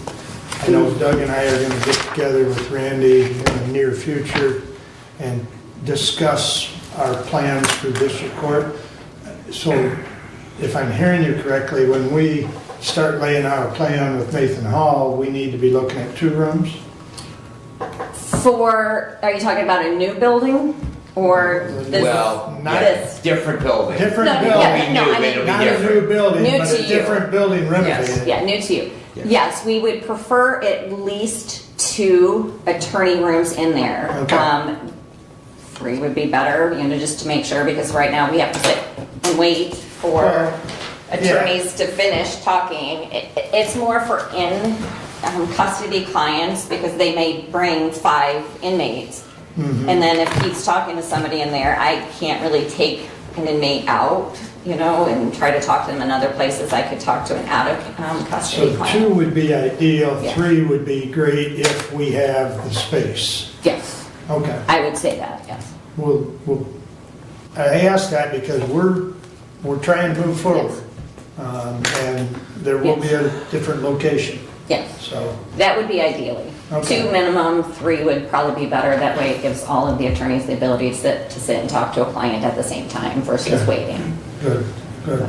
Okay. Did you have some more questions, Brent? No, not right now. Okay. Any other comments or questions? Doug, go ahead. Kim, you mentioned the billing number that I gave your Okay, office person, so that's my cell. okay. Help letters on the front. Okay, yeah, I'll have to look, but you Okay. called the one day and I called you an Yeah. hour later. Yeah. And then like twice, okay. Okay, because I didn't get any messages. Okay, yeah, I'll just make sure it was written down correctly. I did get your message and I Okay, was attempting to call you back. thank you. So, It probably was either a transposed number or something, so. and it could be, so, you know, I just want, like I said, I just want to make everybody aware, it's not, we're not trying to gouge, and next year's budget may look something drastically different, I mean, but who knows, depending. If we were to have to defend this trial that's going on right now, we couldn't afford it. We'd already have blown our budget. Yep. One, I mean, the attorneys make a crap ton more money than we do, but that's beside the point. With all of the hours that are expended, you know, working on a murder case, all of the experts, everything, the budget would have been blown dramatically. And so those are things that I'm taking in consideration. Hopefully, we don't have to do this again, but we are having more jury trials now that we have to spend more money on, and so I have to think of those things as well. And once I get more of a year in of how many cases are actually going to trial, how many are being pled out, on all of that, then I can make a better budget. But right now, it's just kind of assuming facts that we have. Yes, my question, Karen, I did stop in and you spent time with me answering the question on billing. At that time, you were having a problem with the timing of requests on the billing and payment in a timely fashion. Has that been resolved for you? There's been a few hiccups, but for the most part, I think only after that we had one that was kind of like right on the edge, and I don't know what happened, and I'm not blaming because I have no idea, it's not my thing. But it was resolved quickly, and so it wasn't a big deal. It was like on the 6th day, which obviously the 7th day, but it did get fixed. People did go to try to figure out what happened, and then we all got paid like we're supposed to. Like I said, for me, it's not a huge, you know, that first, obviously, I want paid, I'm not gonna lie. So, but my business doesn't count on being paid on the 1st, so if I don't have my money on the 1st, things are gonna go bad. But with other attorneys, Rachel's a new attorney, she counts on that money to be able to pay bills, make payroll, things like that. And that was the reason we had the problem. I brought it to the attention before. If we're not getting paid for a week afterwards, you know, then that creates a problem. But as you say, it's been resolved and everything's smooth and timing is working. Smoother. But yes. We're making great progress in that regard, so. Yes. We've had we had some personnel turnover, and. Yep. So we've done some things since that. Yeah. And the ACH hopefully is helping as well, so. So I'm not even sure if I don't even know where we stand on doing that. I think because it did take so long, I think the attorney's like, would you not just give me the check? But I honestly, I don't even know. I don't even know if you know. So as long as I get,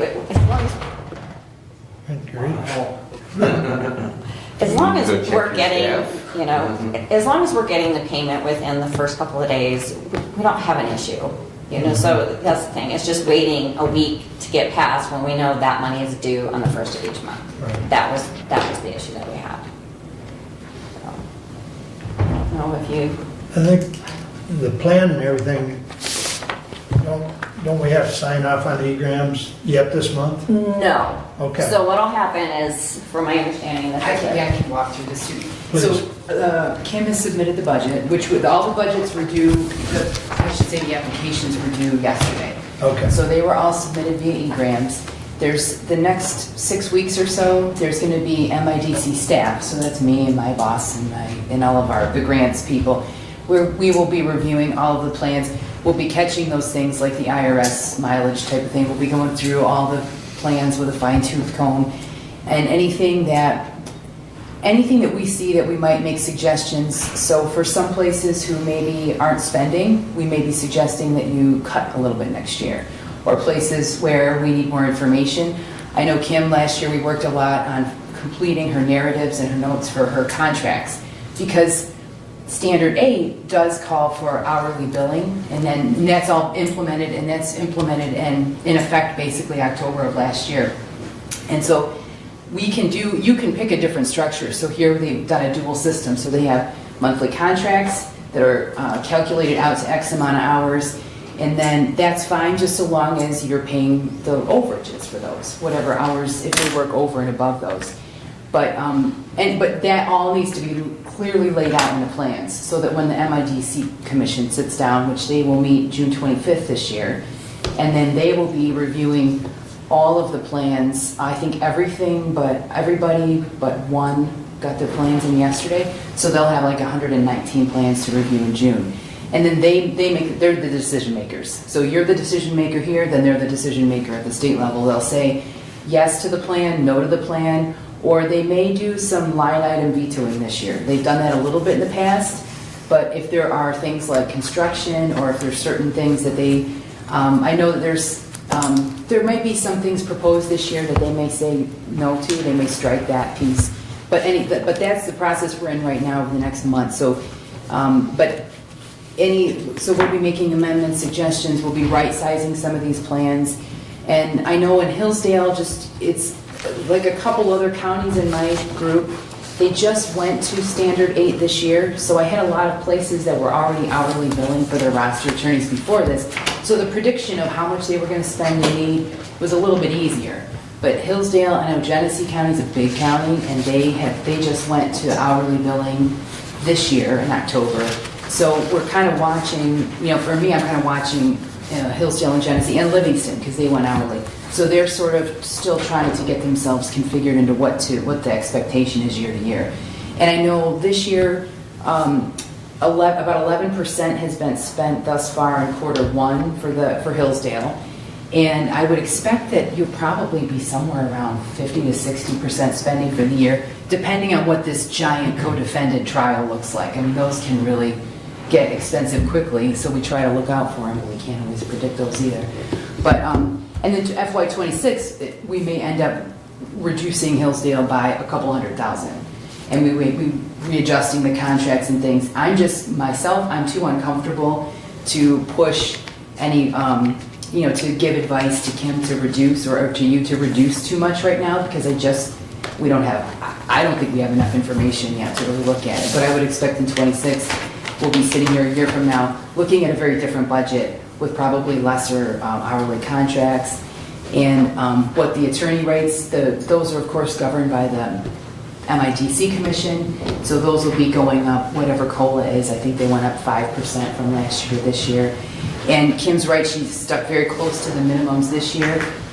A lot of places did. A lot of systems are proposing some pretty significant jumps for next year in order to remain competitive. I mean, I know Jackson's going to be 140, 160, 200. I think Calhoun's staying pretty close to the minimums. I think St. Joe is doing the same thing. Lenawee's 140, 160, 180. Of course, we go to the east side, and Wayne and Oakland were approved up to 192 this year.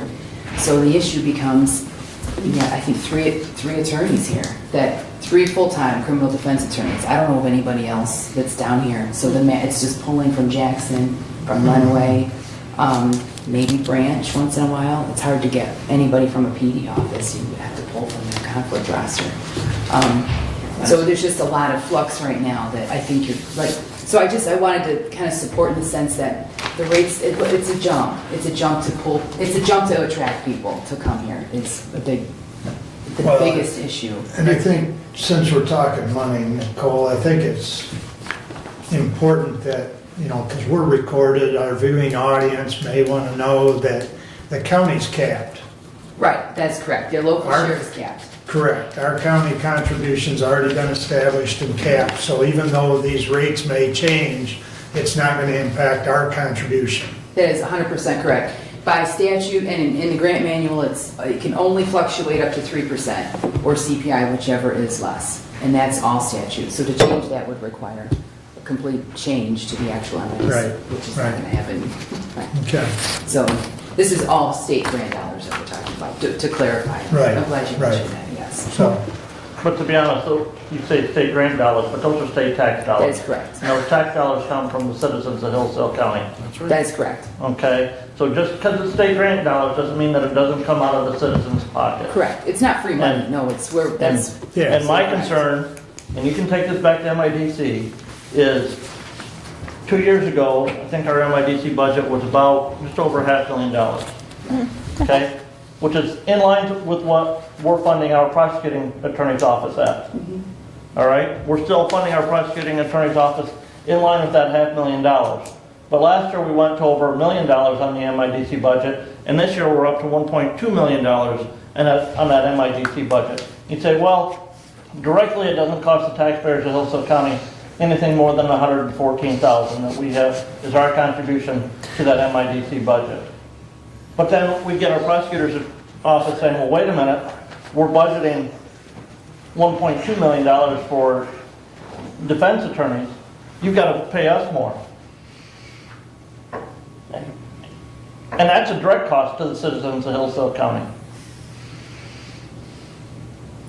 That is correct. I mean, I don't want to weigh in. I don't have information to talk about the prosecutor's budget. I The know standard 8 was terrible. You can take that back to Leo and tell them.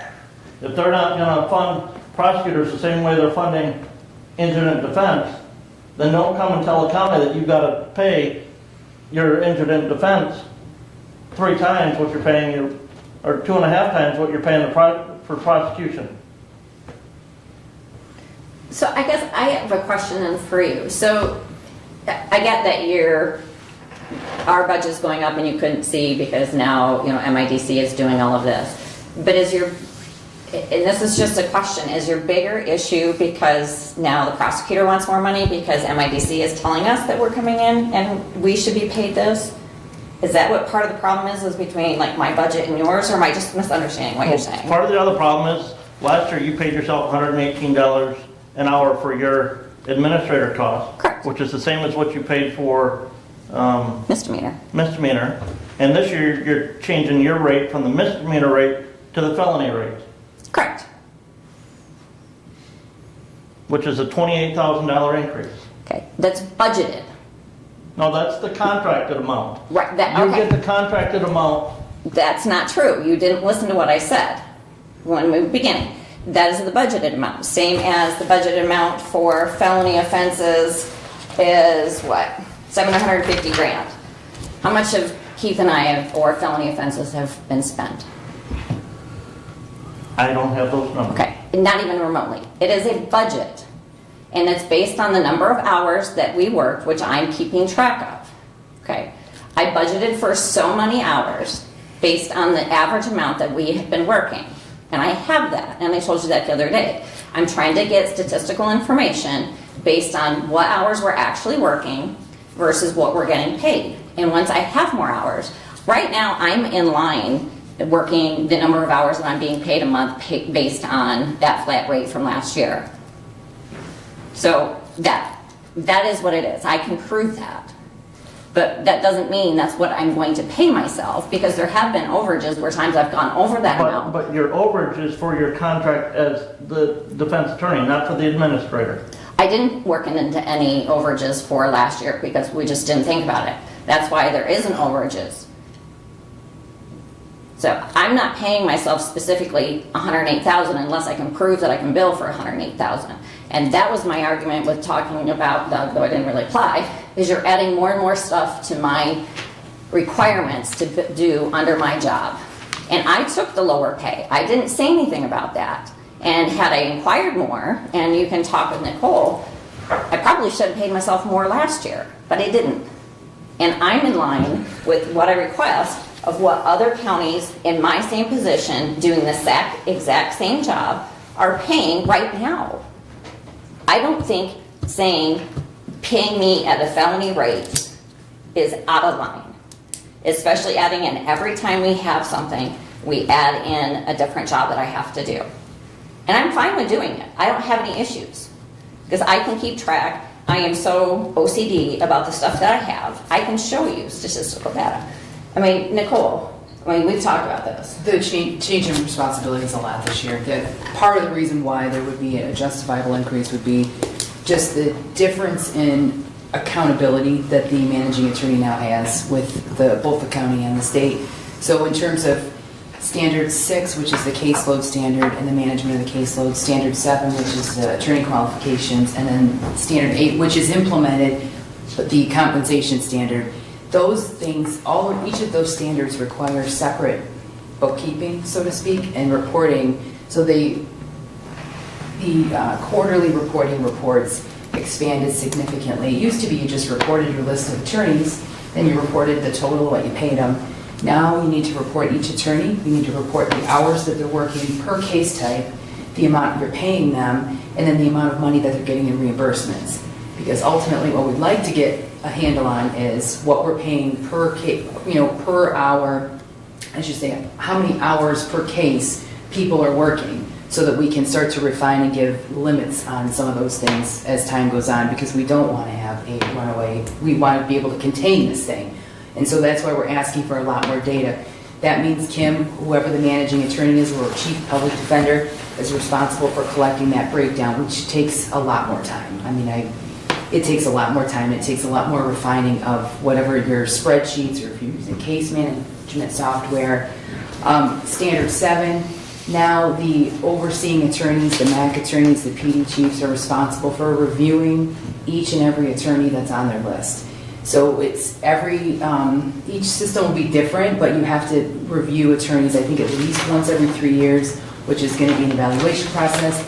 So you'll do an evaluation. There's usually, most attorneys will do a self-evaluation, and then it'll be the responsibility of the overseeing attorney to reach out to judges or county, individuals at the county level, whoever can weigh in on the quality of representation to make sure that you've got good attorneys doing this work. That's the other piece of it.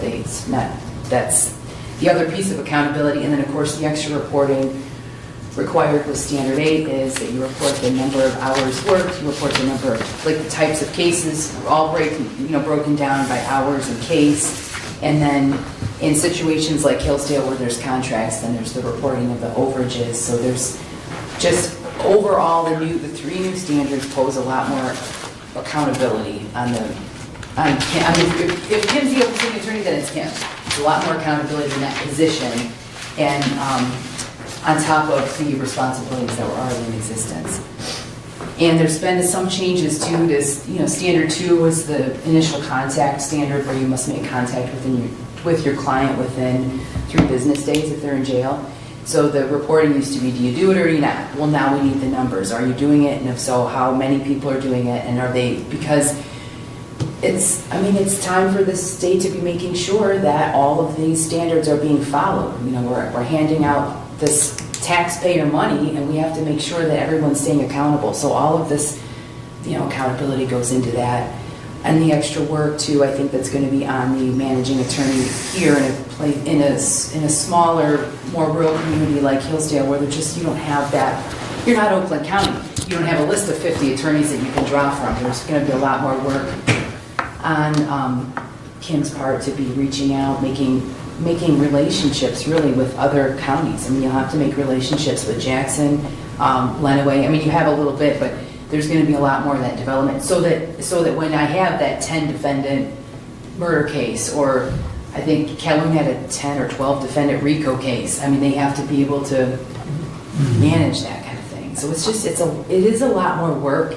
As far as rates approved in 24, the MAC rates, I have a couple of salaried MACs in my region that are somewhere around 100 to 110,000. They're employees, so that's not quite the apples to apples.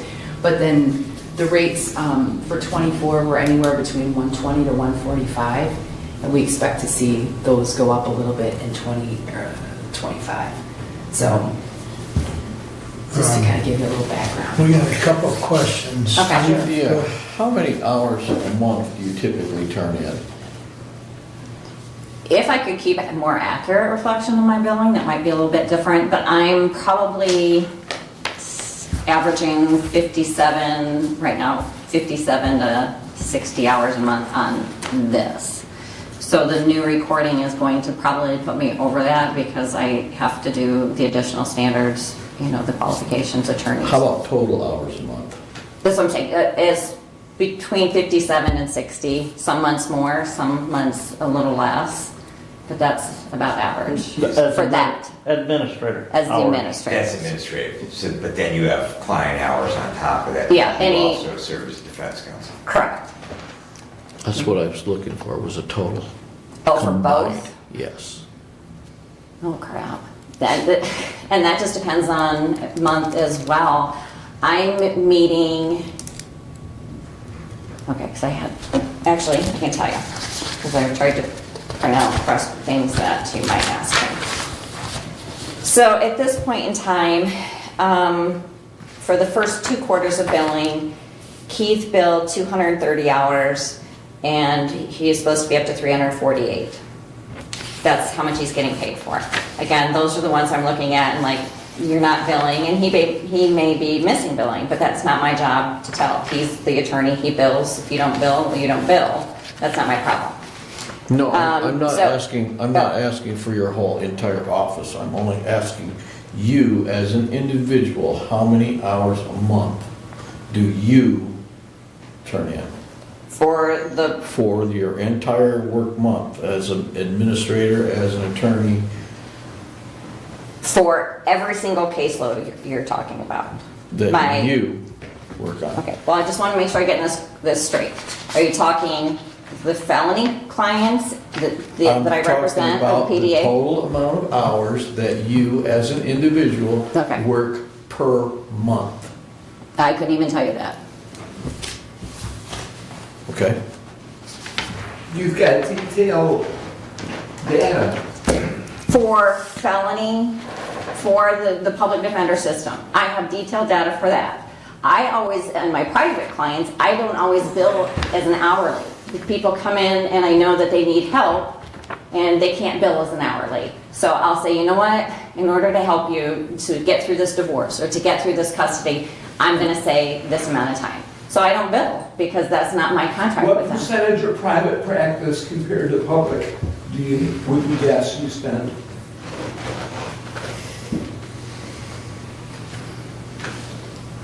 I would probably say it would be pretty even, because I work for DHHS.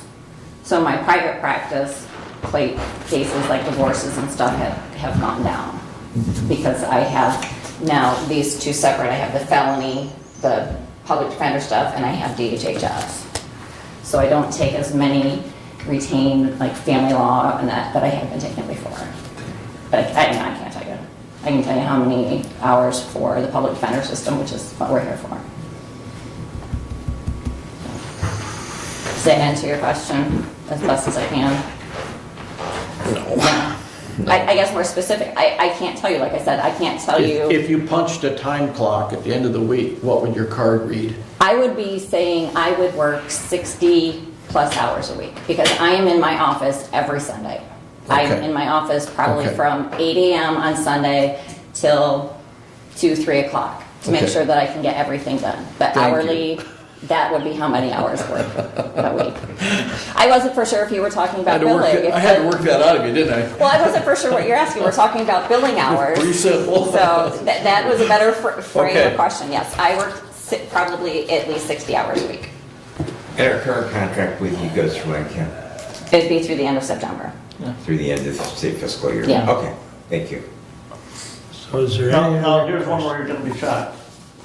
Your administrative cost, your assistant cost that Yes. is in here Yes. has not changed in a while. Why is that?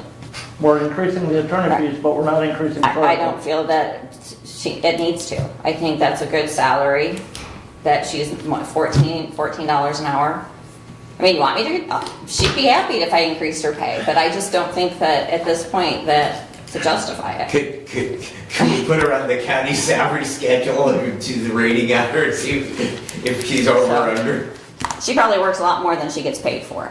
So, but I just, that's one I said, I don't think that I need to increase her rate based on kind of what we're doing. If you want me to, I'd be more than happy to, but that's one I didn't think that I need to increase. Any other comments? So, yeah. Go ahead. A few minutes ago, you were talking about relationships with other counties, Calhoun, Lenawee, Jackson, so on like that. Do you think that the regional approach is going to be more important as time goes than the local approach? In particular with the small rural counties, it seems that we're not Washtenaw, we're not Oakland County, we're not Wayne County. So in order to address the need for attorneys, our immediate circle needs to expand. And will that bring more technology so that, there could be cost savings that goes with that? we're hoping so.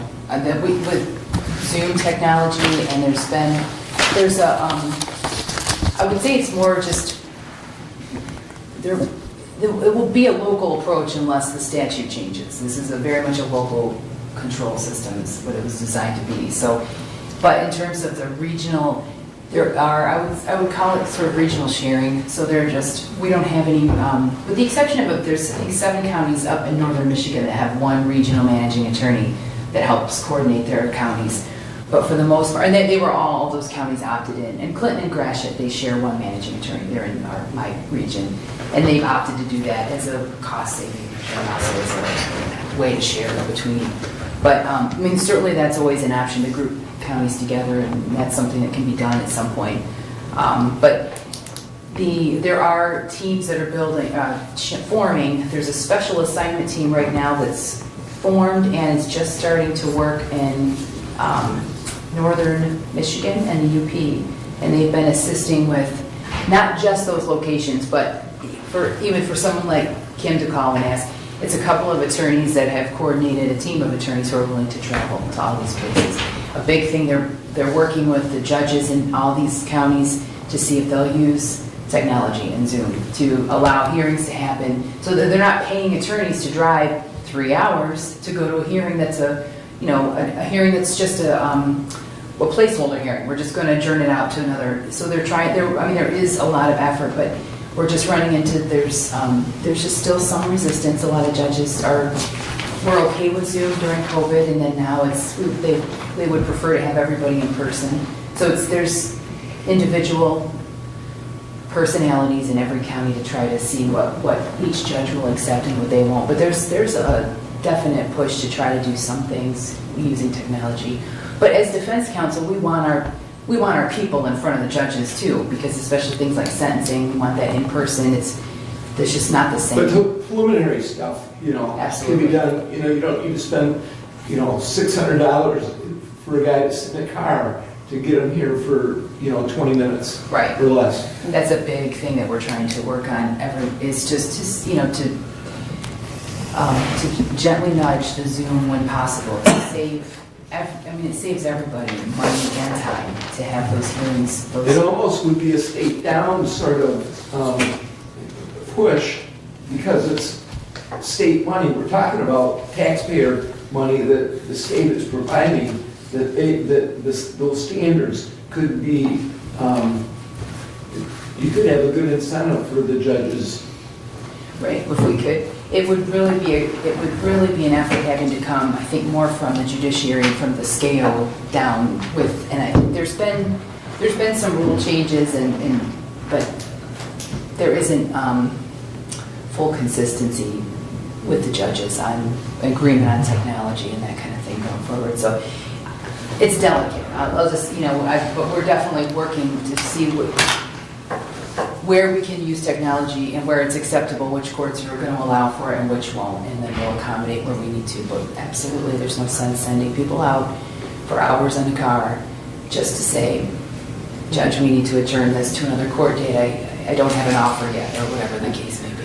But for the most part, as the attorney for these clients, I want them next to me. I don't want to. It's too hard to be going back, okay, let me put you in this Zoom room. Okay, well, I'm going to go back and talk to the prosecutor. Okay, let me go back and do this. It is just easier and to talk to your client face to face, and especially because some of them don't really understand what's going on, and they give you that deer in the headlight look where you don't necessarily have that through the Zoom or other technologies. Sometimes we do have to, and that's kind of what happens, but as a preference, I would prefer to be able to talk to my client face to face to make sure that they are understanding what's going on. But I know Judge Lisney does pretty much everything by Zoom except for sentencing, and then on special occasions, if you request to be in person. So, it is. Okay. Any other comments or questions? I really appreciate you coming, Nicole. Thank you for having me. Anytime. I really, it was nice to meet you. Thanks for Thank you. updating us. So, all right. Thank you very much. All right, please continue. All right. Commissioner, if I could, can we take a 5-minute recess? You drank too much coffee, didn't you? Second the motion. All right, 5 minutes. We'll resume 11:07.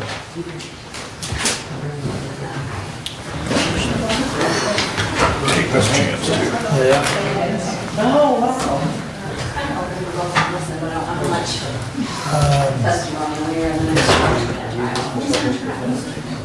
It is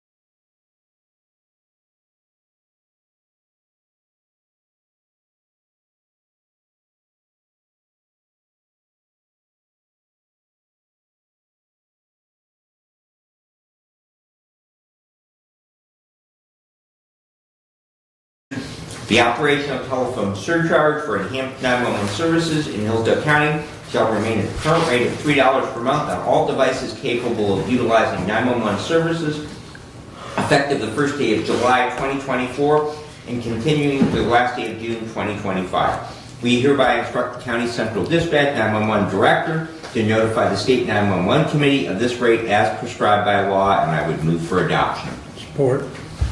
Thank you very much. This is an annual event. We have to do this every year in setting the telephone surcharge. It is for every device that can access 911. So, just as a sidebar to that any cell phone, regardless, can, even if it doesn't have a plan, if it turns on, it can access 911. So, but if it does have a plan associated with it, a carrier associated with it, there is a $3 per month surcharge on that. You may recall last year that we set it at the $3 rate. I will have some more information about that as I continue on with my report. But this is the same amount that we set last year. I'd be happy to answer any questions. Any questions or comments? Nope. Roll call, please. Commissioner Benson, Yes. Commissioner Leininger, Yes. Commissioner Ingles, Yes. Commissioner Lanius, Yes. Commissioner Wiley.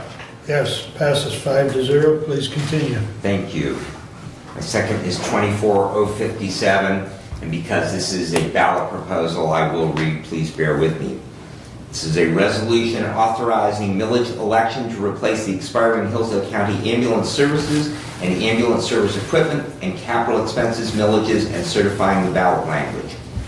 Whereas the ambulance agencies that provide service to Hillsdale County have requested an emergency medical services and emergency medical services equipment and capital expense millage proposal to be placed on the August 2024 primary ballot, and whereas the voters of Hillsdale County have previously supported 2 separate millages to provide ambulance services and funding for the purchase of ambulance service equipment and other capital expenses vital to ambulance operations, both of which expired with the 2024 tax levy, and whereas the County Board of Commissioners for the County of Hillsdale seeks to have the voters of the county determine whether or not they desire to continue to raise funds for the purpose of providing emergency medical services and continue funding for the purchase of emergency medical service equipment and other capital expenses vital to emergency medical service operations.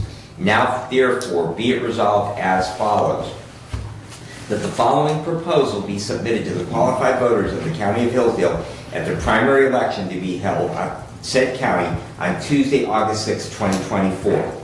The Hillsdale County Emergency Medical Services and Emergency Medical Services Equipment and Capital Expenses Millage Proposal, for the sole purpose of providing and continued funding approved by the voters in 2018 that will expire with the 2024 tax levy to provide emergency medical services and or the purchase of emergency medical service equipment and other capital expenses vital to emergency medical services operations, shall the constitutional limitation upon the total amount of taxes which may be assessed in 1 year upon all property within the County of Hillsdale, Michigan, be renewed, and shall the county be authorized to levy up to $1 per $1,000 of taxable value per year for a period of 6 years, 2025 through 2030 inclusive.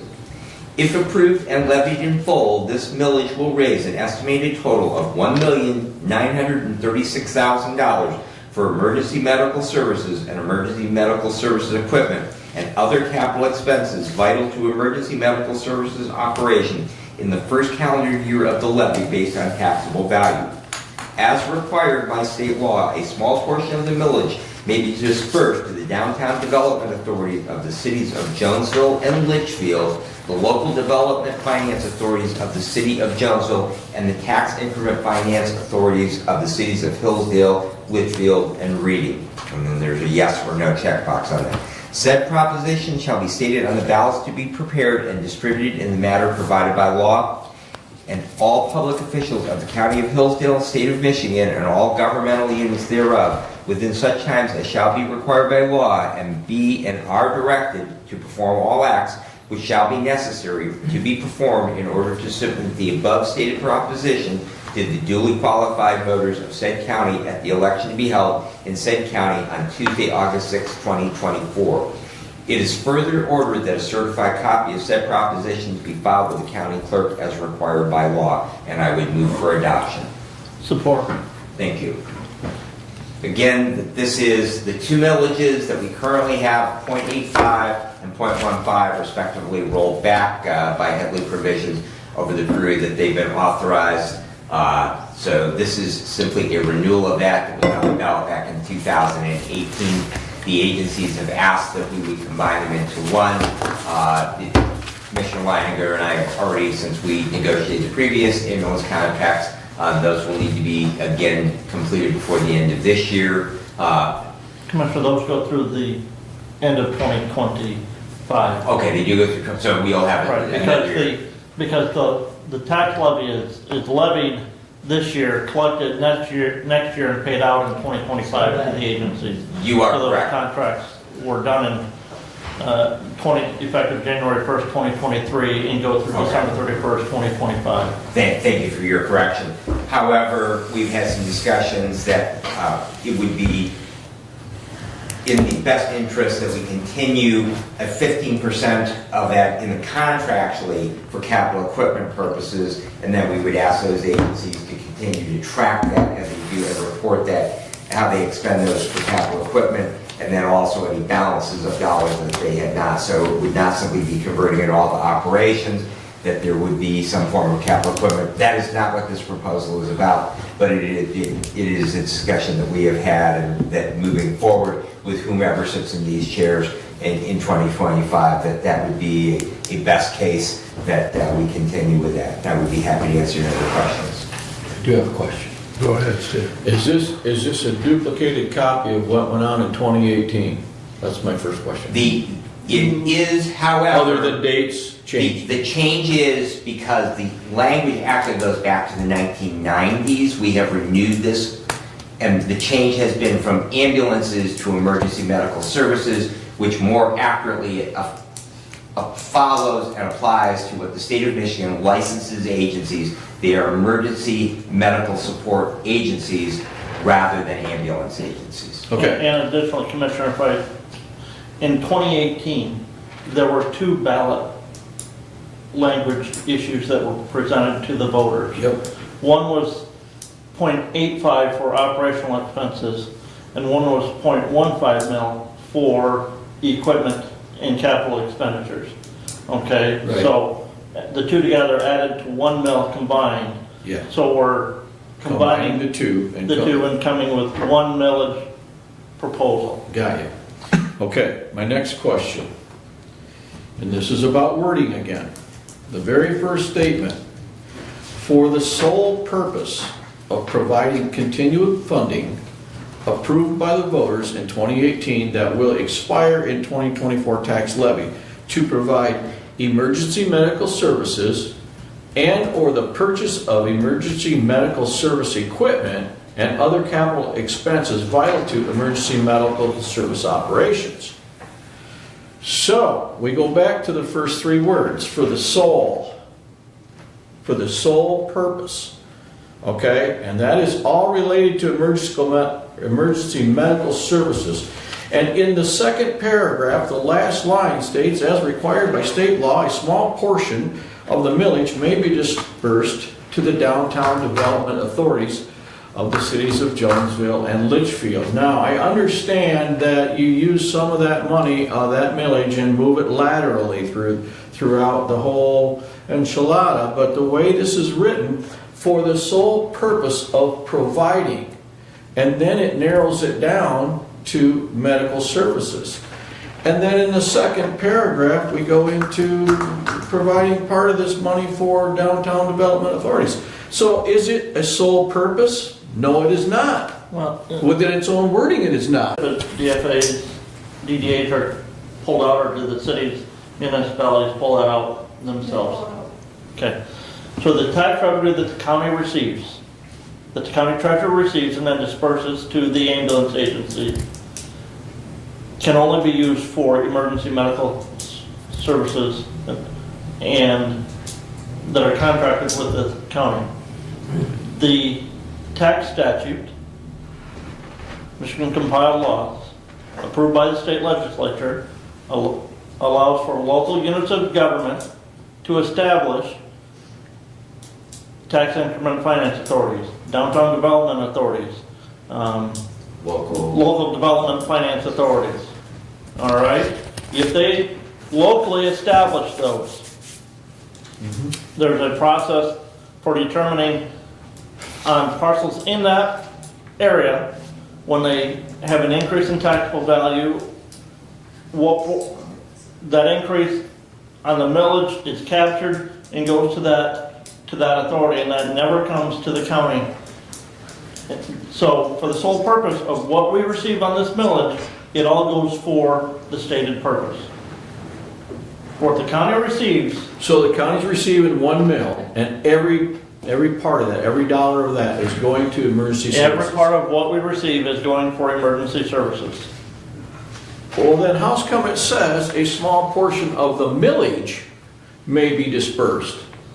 Because that would be. Is that not one mil is 1 mil, right? Because, again, the local taxing agency that collects that millage, before they disperse to the county, they disperse, if there's properties in that district that are in a development authority, or one of those tax increment finance authorities, that money gets paid to that local city, township, village development authority, and then the balance is paid to the county treasurer for disbursement to the ambulance agencies. The development money comes out first. The And remainder- that is true of any taxes that we collect, Commissioner. Okay, so then the wording is incorrect because it says a small portion of the millage. And we are dealing with 1 mil that for the sole purpose is for medical services.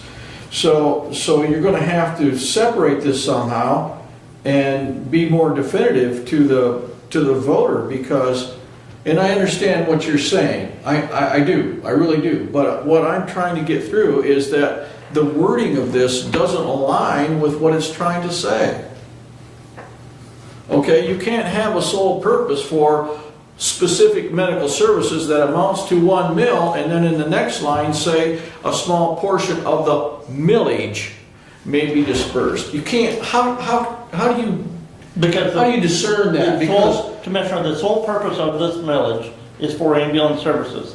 If those development authorities are dissolved, which we learned this last week Wednesday that Camden did dissolve their local development finance authority, the village of Camden did. Yep. Those monies that are collected still from that millage, their sole purpose is to go for emergency medical services. All right, that capture hasn't happened since December of 2022, December 31st, 2022, I do believe. Right. Okay, so anything collected after that, its sole purpose is for emergency medical services and the purchase of capital equipment for emergency medical services.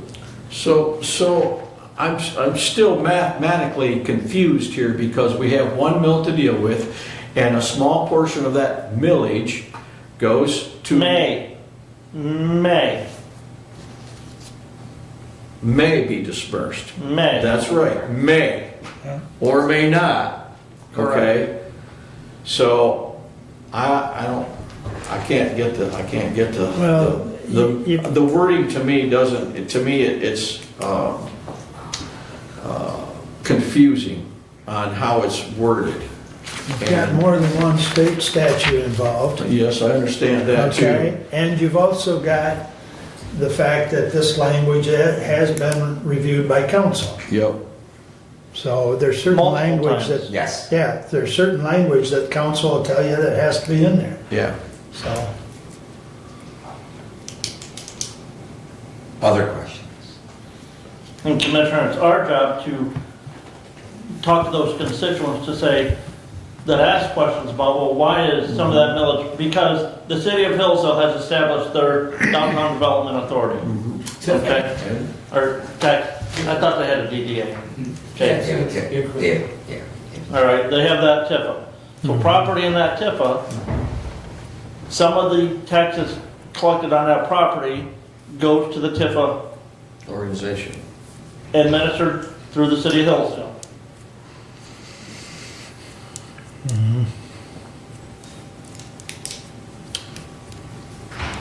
Roll call. Commissioner Leininger, Yes. Commissioner Ingles, Yes. Commissioner Lanius, No. Commissioner Webb, Yes, Commissioner Benson. Yes. passes 4-1. Please continue, Brad. Thank you, Commissioners.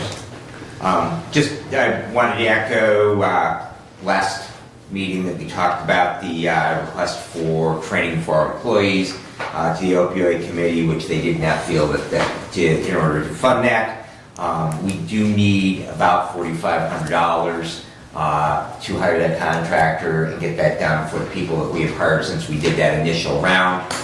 Next year, it is the intent that we will make a request as part of the budgeting process, but we do have those employees, and so I would ask budget if we could possibly find about $4,500 so we can get that done.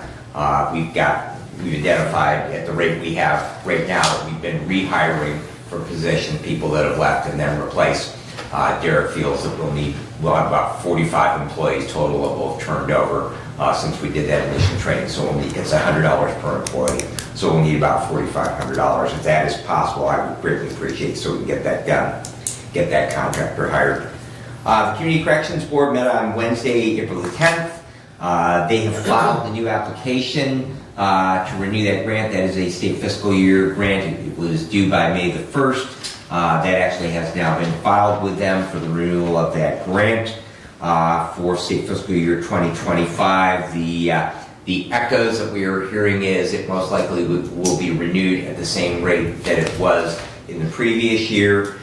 We will have a resolution basically approving their budget, because we will need to approve the budget for that as part of that process, and we'll have that at our first meeting in May. That did not have to be approved prior to that grant application being submitted.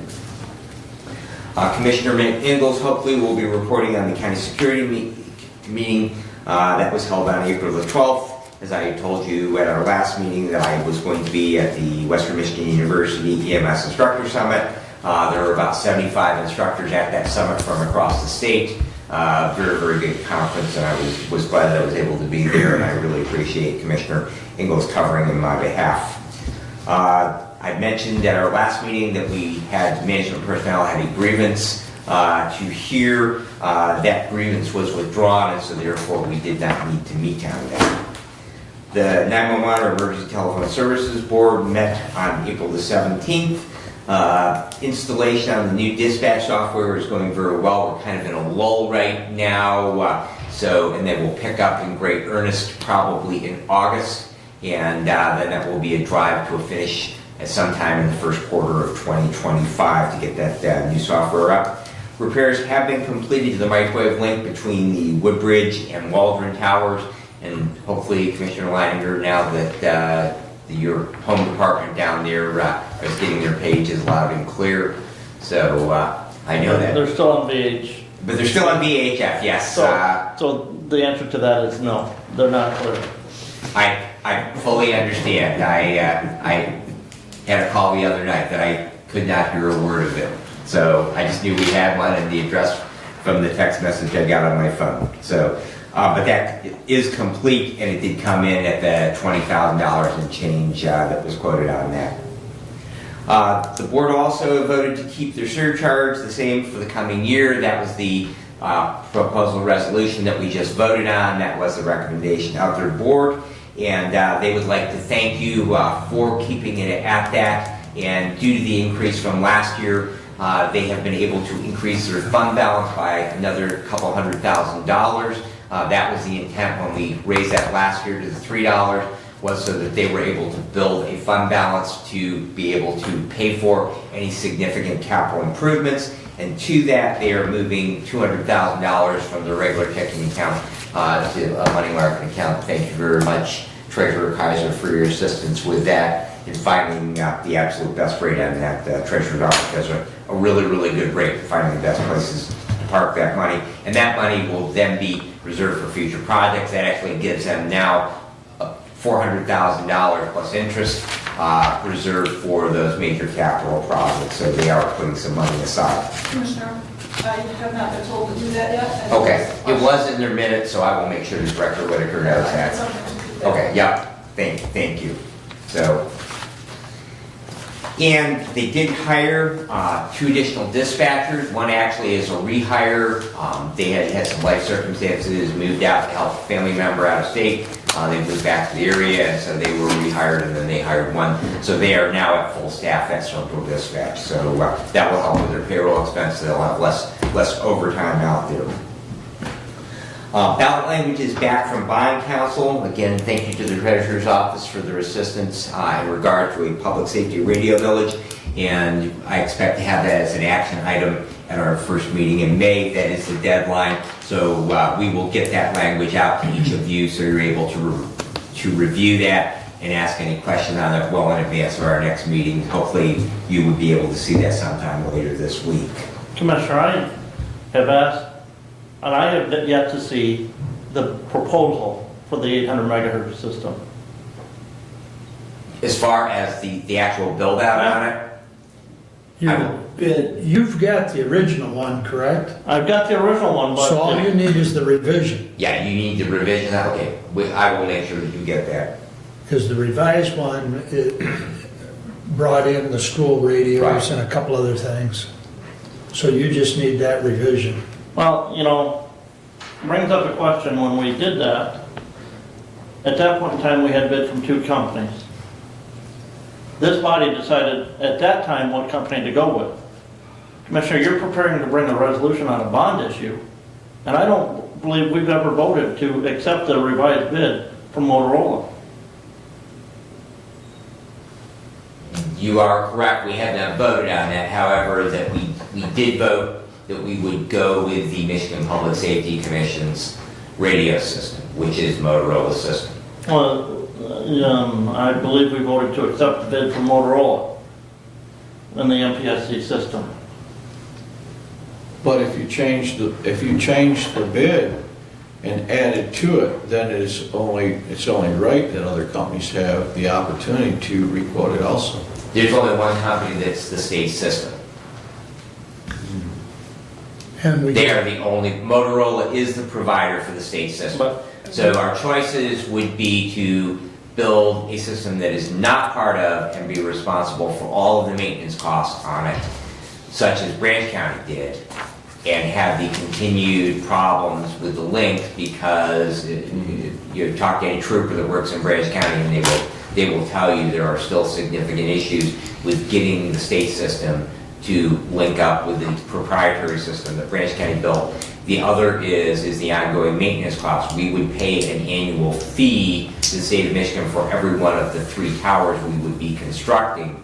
We would still be responsible for our tower at 911 at Central Dispatch, because that will not be a state tower. Mm-hmm. The other 3 towers, we would physically own them, but we would pay an annual maintenance fee, and the state would then be responsible for everything from mowing the grass at those sites to any upgrades to equipment or software technology in forever going forward.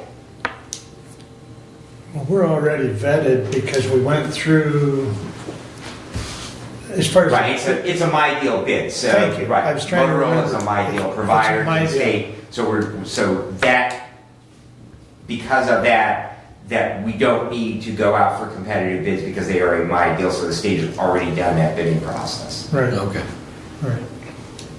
That's what I was trying to, I couldn't think of So my deal. if Commissioner Leiner, if you would like to have that as an action item, we can do that Well, at our next meeting. That would be. I find it hard to believe that we're gonna vote on a millage proposal or bring forward a millage proposal when we've yet to vote on accepting a bid for the cost. We can do that. We'll get that. I was unaware you hadn't gotten that, because I thought that was sent out. I thought Thomas had sent that to everybody, or did he? I don't know, I know that he had distributed copies when they had the informational meeting back in January on it, Right. and there was a presentation of it. Commissioner Ingalls and myself were there. You Yeah. were there as well, right? Yeah. So, We can get that information to you, and I don't see why it can't be another action item, but Yeah, it'll have to be that's done right. ahead of voting Yeah, on the right, millage proposal. exactly. Okay, And okay. we can do that. Forward that to me if you would, please. Yes, sir. Okay, Yep. We will. try and get it out this Yep. week. Yep. I Do you, know. Commissioner, do you have the proposal? I didn't get the full one, though. I would need the full copy. Okay. Okay. All right, moving on. County Fire Association met at Moscow Township's new fire station, just echoing what Commissioner Lanius had mentioned earlier. Beautiful facility integrated into their former, and very, very spacious, very, very nice meeting space there. Fire Academy is coming to a conclusion. They have the state practical exam this Saturday out at Hillsdale Township Fire Department, which is where the academy is held at. That the practical will be, and then they will follow up in May with the state written test. And I believe they still have the full 14-member contingent to that academy class. Several fire chiefs will be participating today in the making of a promotional video in support of the public safety communications upgrades for the county. That is being done with the help of a student from Hillsdale College who does videography and production there at the college.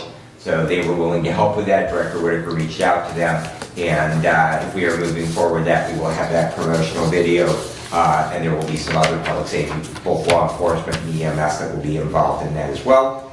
And again, that filming is taking place today. And just echoing again that Moscow Township will be hosting their open house for the new fire station, and they would encourage all of my fellow commissioners to stop by and take a look at it. It really is a very nice new facility. And that concludes my report, unless you have questions for me. Questions for Brad? All right, Doug, you're up. Thank you. 24052, if you would, My please. first item, yes, is from the consent agenda, Resolution 24052, the Lifeways Letter of Notice. Commissioner Leininger asked to have this put under my committee. Commissioner Leininger, do you have a question? Just as, well, my question is now with the notice that we received from Lifeways today, do we even need to adopt this resolution as a follow-up from a motion that was passed at our meeting 2 weeks ago? I was not in favor of that. I would not be in favor of this resolution, but I guess my question now, again, after the Lifeways notice that we received in public comment, is this resolution necessary? Well, it was, first of all, it was a motion that was voted on and passed. Second of all, there was a letter sent in regards to this. So it's part of record keeping, quite frankly. Okay. And again, just, You have, I'm just curious who seconded that for this discussion, because I didn't catch that. oh, that'd be, We haven't had a motion yet. Okay, I thought you were making the motion. Okay, so I will move to approve 24052. And I'll support it. thank you. and to be consistent with Commissioner Benzing, as he has done at times, when there's been a motion passed, comes back to the resolution, he still doesn't support it. I'm not in favor of this resolution, so I'm going to vote no. That is your prerogative, which I think you did last time as well. I did. We're consistent, right? Is there any further discussion on 24052? If the county, if we as a board elect to go into this bond with Lifeways, where does that leave our credit limit at? That is one question I have, and I don't know it. I think that will be part of a discussion coming up here when Yeah. we get to the Lifeways Okay. issue. This separate, this is separate. Right, Yeah, okay. it is a separate issue, and I do have an answer for you. All right, good. Way, I think statute allows us to borrow 1% or a percentage of taxable value or assessed value. 10% of the county's SEV. Okay, and the county's SEV that we just approved last month was, I I couldn't find my hard copy. Over 2, I think it was over 2 billion, wasn't Yeah, it? so 10% is $200 million, All so. right. Yeah, and Commissioner, just to that, I believe that shows up in our audit every year as far as the amount of borrowing we have. And it's always, we are at the very, very low end. We have always been very fiscally conservative here in the county in regards to borrowing. So we never, ever have a very significant amount. I know that that's something I always pick up out of the audit every year when that's presented, is that we have actually a very, very low amount of our total amount that we would be able to borrow. And then the other component is that you may recall we have a mental health millage, much like we have a millage for senior services, and we did a bond for the senior center for similar type borrowing. So, Which, as we heard earlier, will be paid off in Right. 25, so that takes that off the... right, and medical care facility will be paid off, I believe, as well. Yeah. Yeah, I think that's either 25 or 26. 26. Thank you. All right. Any other further discussion on 24052? Roll call, please. Commissioner Ingles, Yes. Commissioner Lanius, I'm gonna no on this. Commissioner Wiley, Yes. Commissioner Benzing, Yes. Commissioner Leininger. no, Passes 3-2. Please continue, Doug. Thank you. I went to Hillsdale Township meeting, and Matt Ward was there, the drain commissioner. He explained the process to establish a drainage district to the township, went through many questions and answers.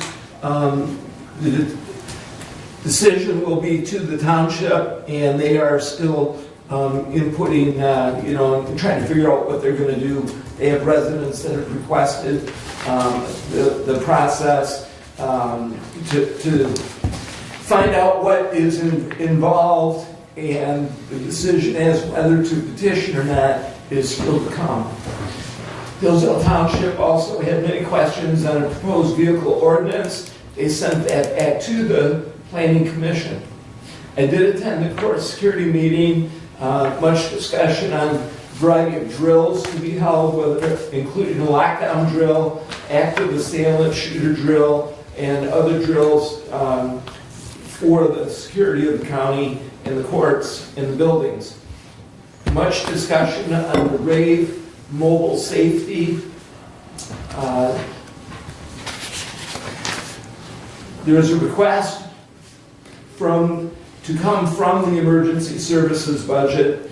The group passed the motion to have this added as an EMS budget item, and for the group to contact their commissioners, so each commissioner can look forward to having contact from members of the Court Security Committee. Also discussion on youth home cameras that have been installed, and much discussion again on security in the courthouse in general, especially that with the trial that the court security would be under high security. I did attend the board of determination in Waldron.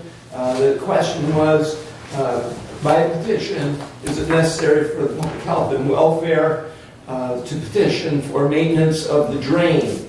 And the decision was that the petition was approved. Much comment on water issues, and the attorney and others were there, the engineer, to discuss what can happen. The petition was approved, and so our drain commissioner will move forward with the drain maintenance for the Boyd drain. We had a parks meeting. We did have a presentation from Stephanie Stockford from Key Opportunities and the Youth Work Program.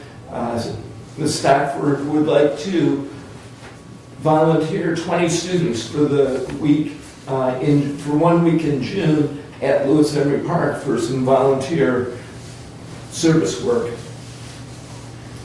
Road Commission has met. Hog Creek Road Bridge has been ordered, should be complete by the school start date.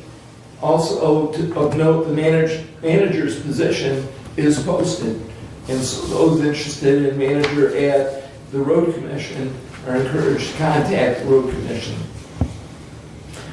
I attended a special event last week in Lansing. Michigan Works Impact Awards. It was held in the Heritage Room at the Capitol Building. The Impact Awards honor those who have contributed to strengthening Michigan's economy by actively creating jobs and developing fresh talent in their communities.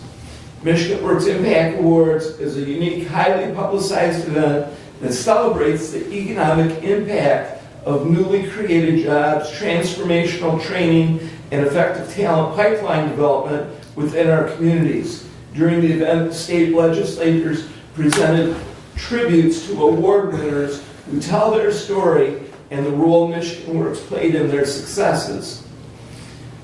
It was really quite incredible listening to the award winners as they told their stories, hearing the stories and celebrating the successes of those Impact Award winners.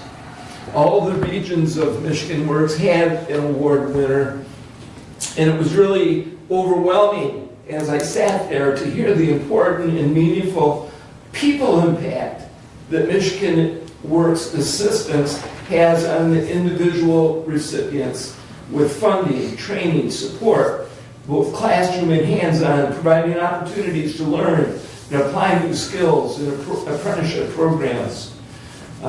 Words that we heard were to overcome all kinds of barriers, including housing, childcare, employment, apprenticeship programs through road commissions and other businesses, the transportation and financial assistance, resume building advice, job search guidance. So many examples of people who just plain don't know how. Michigan Works provided the opportunity to break down those barriers, and it was life-changing for many of those people that received those awards. In Hillsdale County, Ross Design was our Impact Award winner over by Somerset. They had a Ukraine that didn't speak the language. It was provided language skills. It was provided training. He's an engineer that came from Ukraine, and Ross Design stepped up, and with Michigan Works assistance, he's a terrific individual. He and his wife attended, and it's an important impact award. And it's kudos to Michigan Works, kudos to the commissioners for supporting Michigan Works, and that event was terrific. Andrew Fink was there. He presented the award to Alex is the gentleman's name, and Joe Bellini, who is also our senator, had a video presentation that he made as well. It was a very big deal, and the Heritage Room is terrific and newly renovated. It's quite an event, and that's why I wanted to spend a little time and share that with you. I attended the River Raisin semi-annual meeting last week. The quorum was present. A quorum is not always present for that semi-annual meeting. At that time, they approved the budget, and they talk about the 5-year strategic plan. This is the 50th anniversary for the Watershed Council, the River Raisin Watershed Council. They will have a special evening at Adrian College in the evening of September 4th. Nice presentation on bees. Took a lot of notes. If you have any questions on bees and how they impact, I can help you with that after our meeting. I did have a Zoom meeting with Nathan Hall from the National Center of State Courts. We talked about an agreement that will be forthcoming. I do not have that agreement in hand for you at this time. Some of the details we're talking about are that it will be a similar agreement to what we had before as an extension, valid through December 31, 2024. He does not expect it to take that long. However, it's the timeline that they like to go with. Also, we'll have a not to exceed amount that will be discussed. He will assist in drawing. We will have conversation with the Public Safety and Courts Committee, as well as our facilities, and we will include judges in this next set of meetings. And I hope to have more information for our next meeting on that.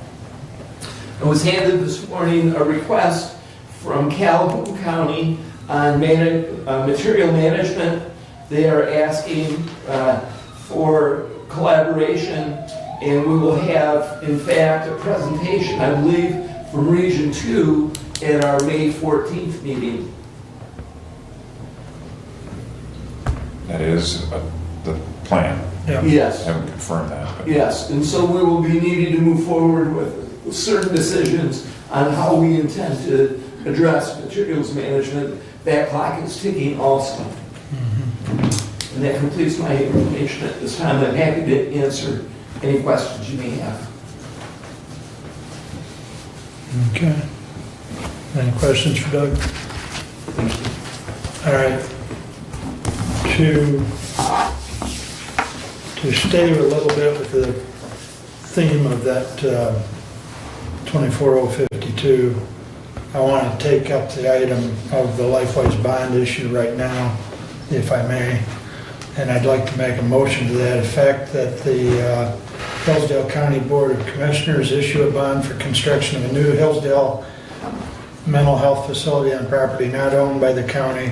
The county would hold the deed until the bond was paid off, at which point the county would transfer the deed to Lifeways. That would be my motion.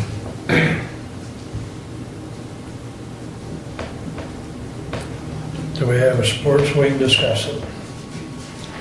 I will support for that. Thank you. No. Your motion is, read that again. The county will issue a bond for Lifeways for property not owned by the county. Correct. But then we're gonna hold the, I think, back to Commissioner Lanius, I think that language is, and maybe it would need to be changed to property currently not owned by the county. I'm favorable with that. You're just talking about putting a word in there of not currently owned. Because your next sentence then is, the county will hold the deed until the bond is repaid. Well, how could we? I'm friendly with that. So just inserting the word current, there's the wording, we'll just insert currently, not currently owned. Yeah, okay.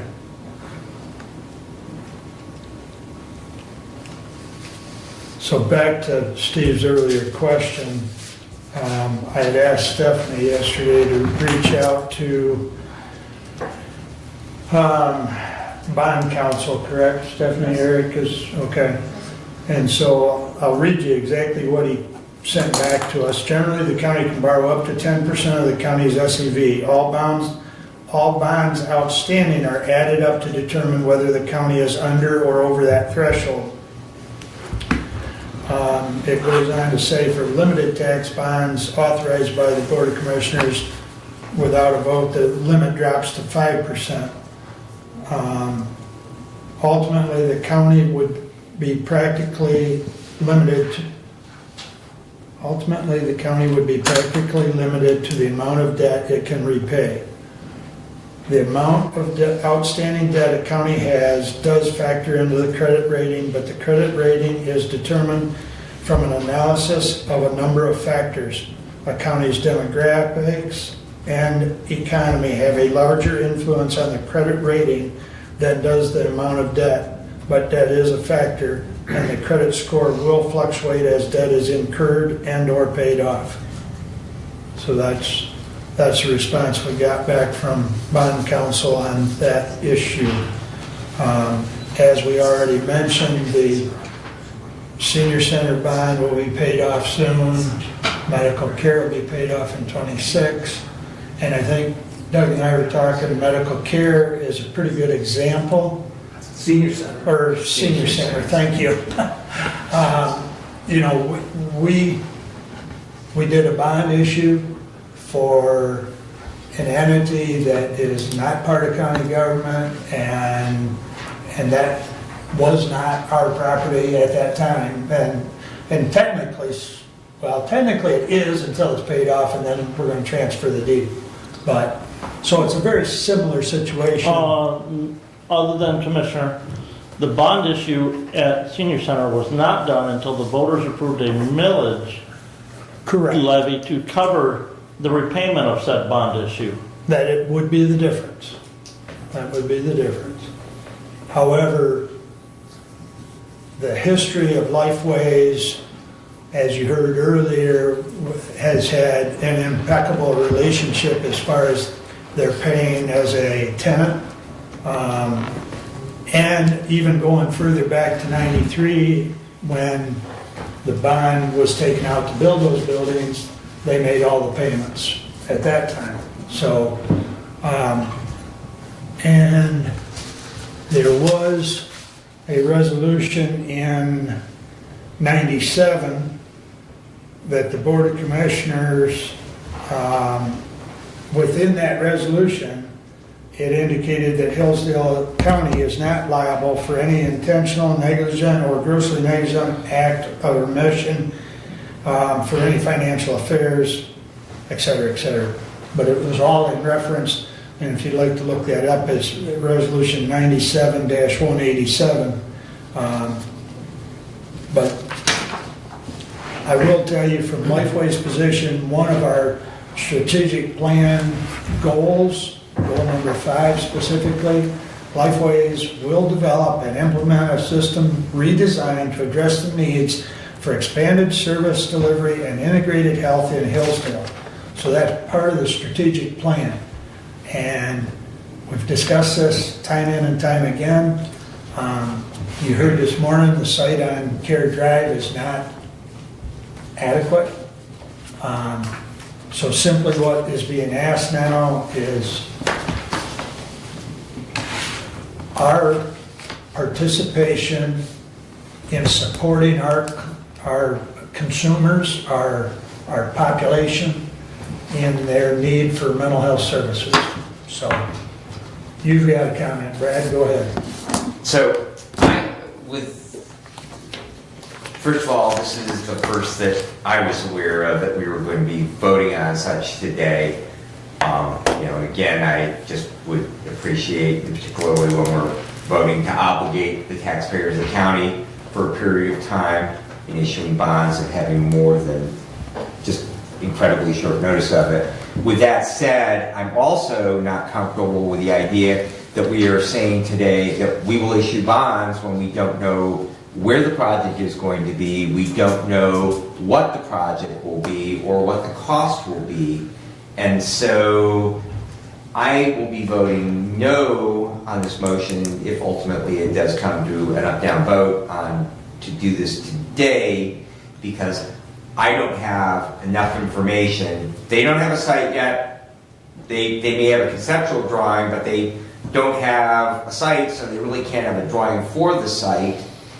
And I also, just big picture here, I want more than statements in a meeting that we're going to serve all of those constituents that we've probably all had calls about that have not gotten served. I want to make sure that anyone who needs mental health services in this county is going to be served.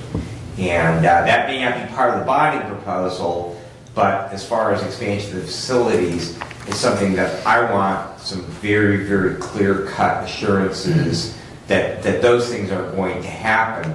But to this proposal that's before us right now, I need more information. I'm not ready to write a blank check that we will just go ahead and say we will bond for whatever they come back to us with. I need more information and the total cost of the project before I can vote yes on this. You heard earlier that it's a $12.5 million project. You heard earlier the square footage, the approximate acreage that's being looked at. I mean, all the information's been given multiple times. How much more do you need? I mean, I don't understand some of your questions, Brad. Because the information's been presented multiple times.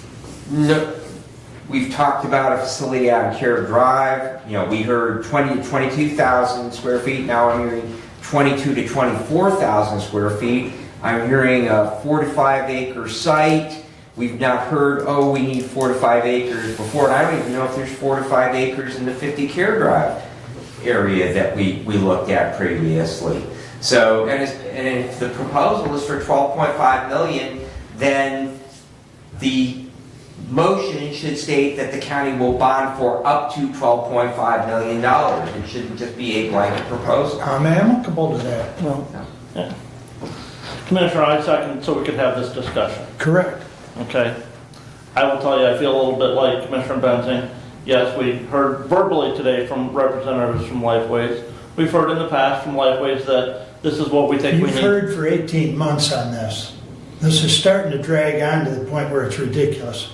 You can't kick this can down the road. And every one of us in here, I believe, have someone that we know that has mental health services, needs, or otherwise. Right. So for us to deny the potential for better services in the county, because in essence, a no vote here denies that from this board. Commissioner, I'm sorry, I'm frustrated with y'all. when I go to the bank and I ask for funding, I don't walk in and say, well, this is what I need and this is what I want it for. I've got to provide the banker documentation. Okay? I've got to provide the banker, this is my cash flow analysis, this is the property or whatever I'm looking at buying, this is what it's appraised at, this, and again, I understand we're conceptual, but it's not written, it's not on paper where we can see it. This is strictly whether this board will or will not support a bond issue. When you get down to the fine tooth of the actual dollars and cents and the number of years, that'll come later.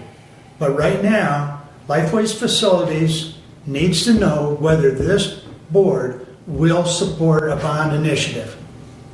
That's the question before you. Go ahead, Doug. You had your hand up. I do. I saw you in my peripheral vision. Good catch. Please.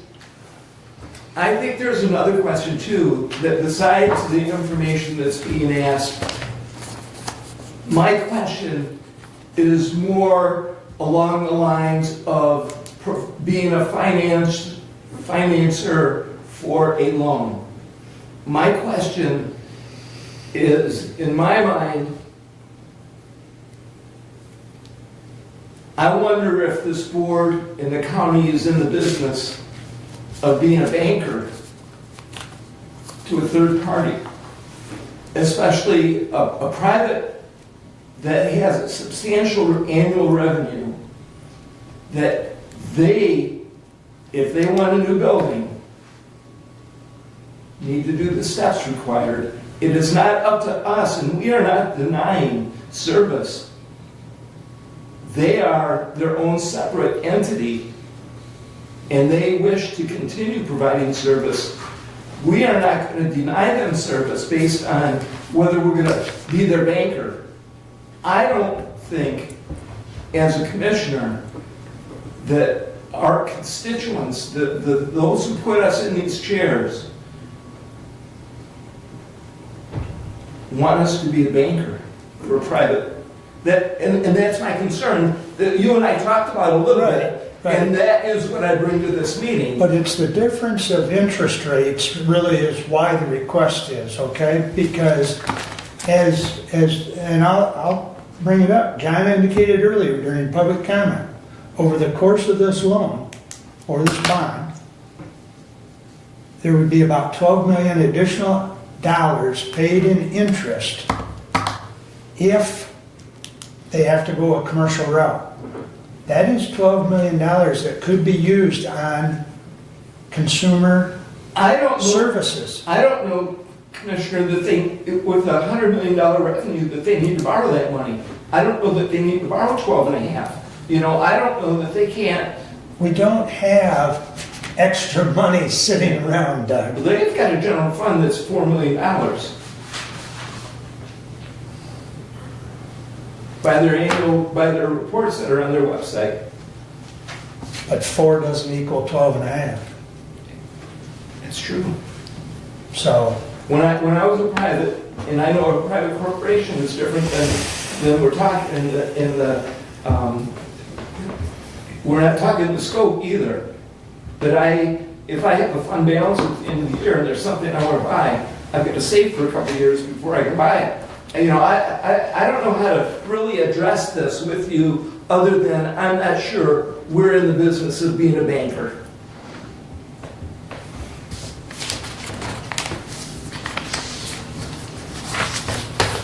Shannon, would you or John like to make any comments before we vote on this? John has some information relative to the architect and the site. Okay. If that would be helpful. I would entertain that, so. And with all due respect, I certainly understand the banker comment and everything like that. I've listened to you all talk about, we're not in the rental business, has been said. We're not in the banking business and everything like that, and we certainly can appreciate that. Back in 1997, because we are 2 different counties, Hillsdale and Jackson, it was determined long before, I used to be a fire chief, so back when I was a fire chief and had no idea exactly what Lifeways did, decisions were made that it made sense that we become a mental health authority. We're not a private company, we're not a for-profit company. We work within a budget. I would say more that we don't have the capital outlay or the cash reserves to just go out and pay $12 million. That's not an option. We don't even have $4 million of cash availability to do this. So I respectfully say that we are in a pinch, and it really comes down to this. And I do have one, I want to make sure I say this before I move on. I have our architect and their engineers telling us why 40 Care Drive doesn't work. It's just not large enough, especially with the retention pond. I think some of you have actually mentioned that when we were talking about it. It might not be large enough. And we determined that not only from that, but from our property management company that's looking for properties for us. They said this doesn't work with what your infrastructure would require, what the surrounding area would require. All of that stuff, I have that document. I don't think it's anything that would hurt, and it does provide some of the square footage that we were looking at and stuff like that. The other thing that Mary Beth, respect that we have our process. We had an executive board meeting where they spoke and they said, okay, we've exhausted this. And again, it has been 18 months.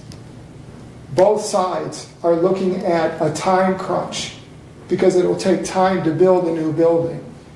All of those reasons. You're looking for our existing building for what you want to do with it. So it almost seemed like good timing as we're moving in, you're moving, or out, and you're moving in and everything. All of those things come together. In summary, yes, we have a very large budget, but it isn't the 250 employees that we have at Lifeways and that. Appreciate that we own 5 care homes, including 3 here in Hillsdale. We have all these other providers. That's where that, I'm going to say it out loud, I hope it doesn't make anybody faint here. That's where our $100 million budget is. 90-some% of it has nothing to do with Lifeways itself. We are the fiduciary, we are the disperser of funds, and we coordinate and we hold people accountable. Quite frankly, you hold us accountable, but all we're asking you to do is, as Commissioner Wiley said, Chair Wiley said, we're looking for a set amount, a set square footage that we're thinking, a set number of acres. We would rather have a single-story building. But we've also, because of what we were looking here, again, for the last 18 months, we also have conceptual drawings if it has to be a 2-story building. So anywhere between about 3 acres to about 5 acres, we can get the job done. We have a preference. We're looking at it.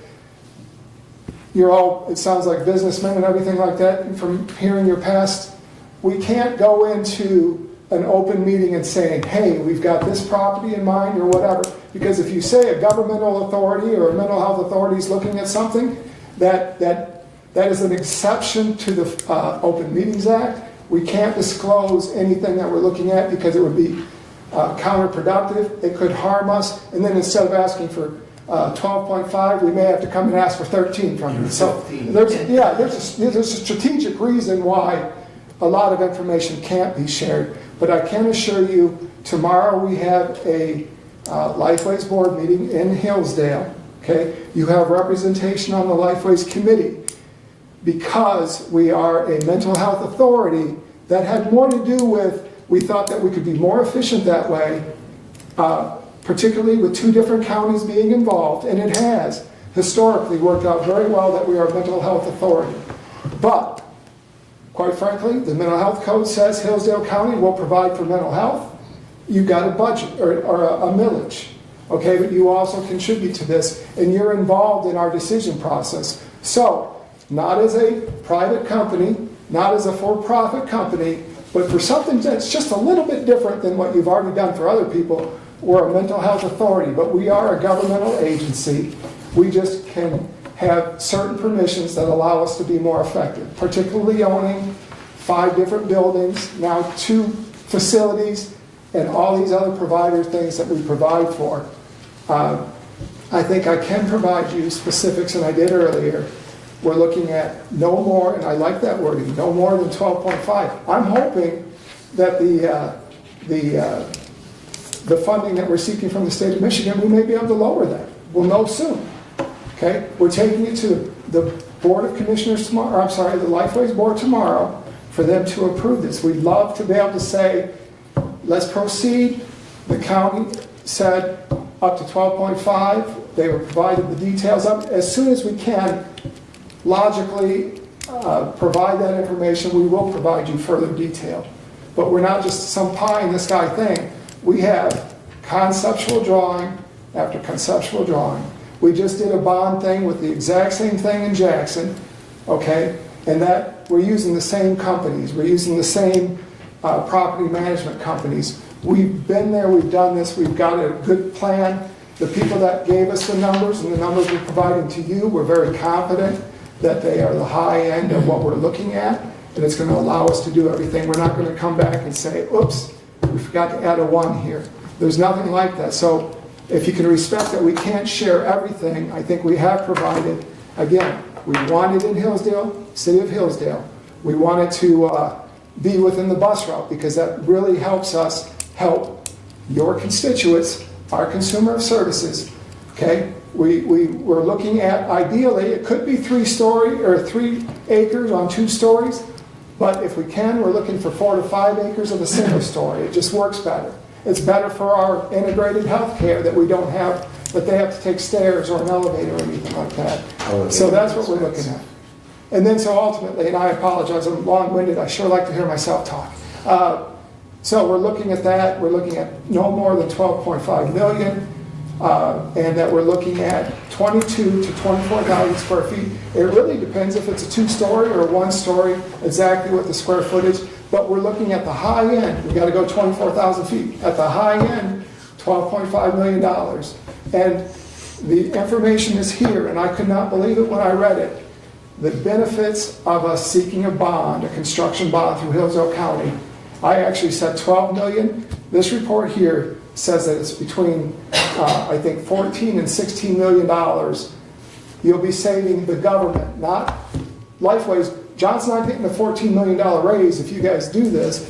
This goes towards funds that we will now have available to provide towards the residents of Hillsdale County instead of giving it. We're not asking you to be a bank. We're asking you to, please don't make us give an extra $14 million to a bank. Okay, so that's why I think it's a reasonable request. Respectfully, and I know you have a difficult decision, but do any of you have any questions? Any questions of John? Go ahead, Steve. Are you a 501c? Yeah, we're a nonprofit, but we're also what's called a mental health authority. We are a governmental entity. We're just separated from Hillsdale County, and if you can appreciate at least how it's been explained to me, is that with operating with both Jackson and Hillsdale County, it would be a disadvantage to have your 2 boards going like this. So if we're a separate authority, then we can do what's best for both counties instead of it maybe looking like, us favoring one or the other. They're an authority created by action of the Hillsdale and Jackson Board of Commissioners. And the mental health code specifically says, and that's where the language that we talked about, that we're, one, I think we've got an excellent financial record. This isn't where, we're going to skip town and we move to Ohio or something. We've got a history with you since 1966, landlord-tenant situation since 1993. We're really just looking at what's best for our residents and your constituents, because we can then use that money. And again, if we don't use it to benefit things, it goes back to Medicaid and everything like that. But we would rather use it to improve services here as opposed to giving it to a banker that's charging us a much different rate. Okay. Thanks, John. Thank you both. All right, thank you all. I appreciate it. Any other further discussion?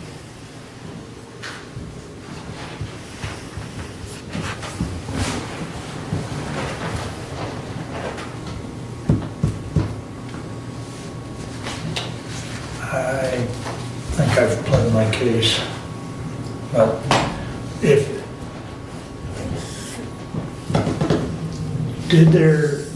Brent, did you want there to be a friendly amendment as far as putting a dollar amount in there, or I think the specifics on this will follow with a more formal request and more formal numbers, but I would respectfully say if it could, I'm sorry, was that towards me? Yeah. No. I would no, respectfully but say. go ahead. Yeah, okay, 24,000, no more than 24,000 square feet. We're confident of that. Confident that it would be no more than $12.5 million. And that it would be ideally in the city of Hillsdale and on the bus route. Okay, thanks, Sam. But any of the commissioners want that language in there, or are you comfortable with that coming more formally later? Would you read back that language, please? The current language? Yeah. Go ahead. Hey, Motion that the Hillsdale County Board of Commissioners issue a bond for construction of a new Hillsdale mental health facility on property not currently owned by the county, and the county would hold the deed until the bond was paid off, at which point the county would transfer the deed to Lifeways.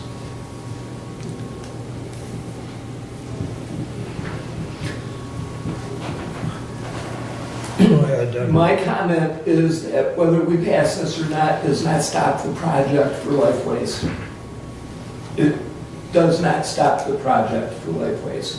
It This is, defines that's the a bond. true statement, Yeah. but my reply to that would be is that we would be spending money on interest that would not be spent on consumers because it'd be spent on interest, which I think is a travesty in the long run. So, Brent, you had further comment? I see you thinking.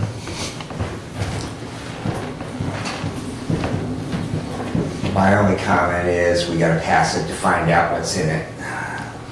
Well, no, Commissioner. Can you say that again? I guess Pass it to find out what's in it. I know Lifeways, I think I heard Lifeways has a board meeting tomorrow. Yes.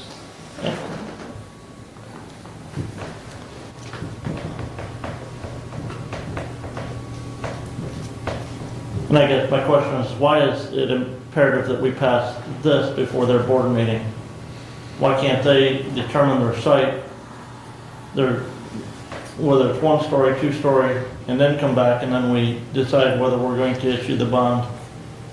This was discussed 2 weeks ago. It's been discussed probably multiple times over the last 6 months for sure, that the answer to the funding mechanism is all part of this project. And until Lifeways knows for sure the direction on this issue, why would Lifeways want to go in a commercial direction if they can do this and save money? I mean, it is, at the end of the day, is what it's, so this is just one piece of the puzzle that did not get answered. And actually, if you recall, during the discussion at the last meeting, the bullet point about issuing a bond, I brought it up, and Doug said, we'll deal with it later. Here we But are. that, we're here today. Okay, if you recall at the last meeting, I tried pressing that issue, but that issue was addressed in the resolution that just passed. But that bonding was specific to that Care Drive property. Now the question is, what about offsite? But it all boils down to the facilities committee being able to move forward with how the funding for this You're project. talking the Lifeways Facility Committee. Correct.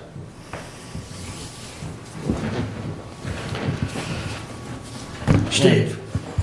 While I really respect your passion on this issue, and believe me, I really do. I understand where you're at. You're very passionate about this, and it's obvious, and I do appreciate that. As Commissioner Ingalls said, we as a county board, I don't believe, are a financial institution to be a rental or a loan entity.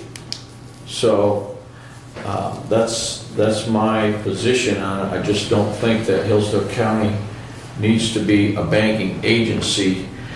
Even if we did enter into the bond, what would be the benefit for Hillsdale County to do that, other than the services of Lifeways coming back, which is going to come back anyway?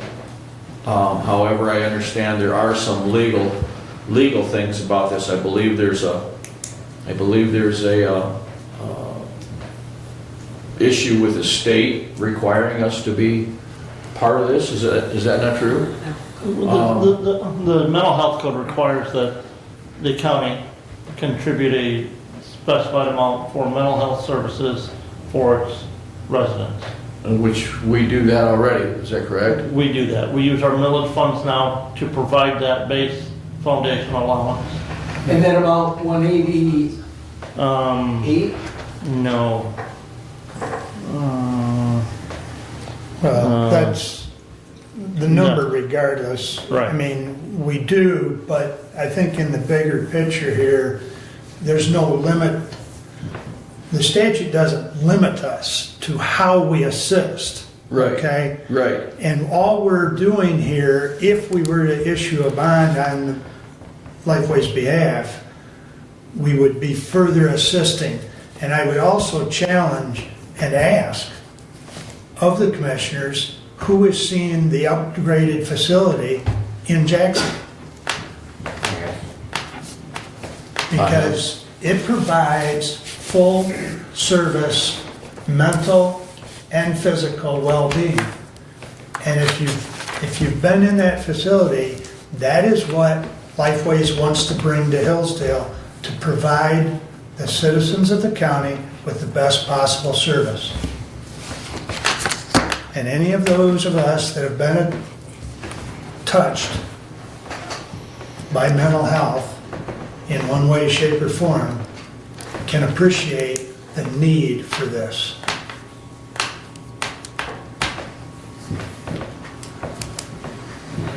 Any other discussion? We'll run it through a roll call. Commissioner Lanius. No. Commissioner Wiley. Yes? Commissioner Benzing. No. Commissioner Laniger.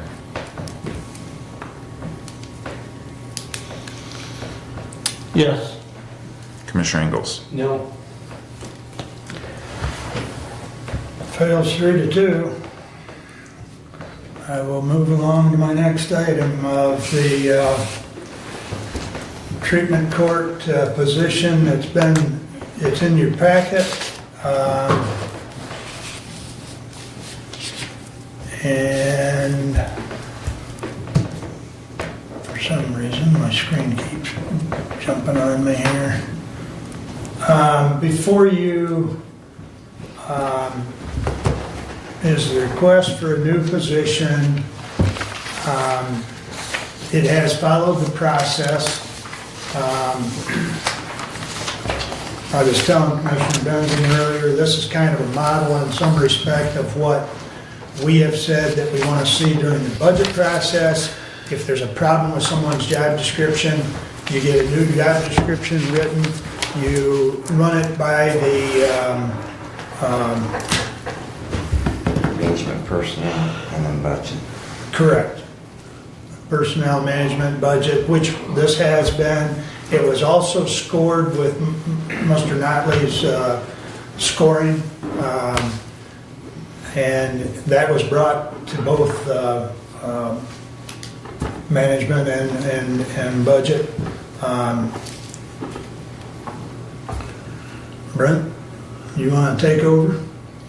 You asked me to put it on for discussion, so. It's been requested that we add this position. It's a Well, grant in essence, funded. it's not an additional position, it's That's- reclassifying a position. It's from- reclassifying. From I believe, a grade 6 to a grade 10. Yes. And this was brought to us last fall, it was denied last fall. The only two comments I have about this is, this was not brought up by the judges during the process with Mr. Notley, even though shortly after he completed that, they wanted the position changed. The other thing that I have a concern with is the language in there on page 1 underneath job responsibilities is supervise the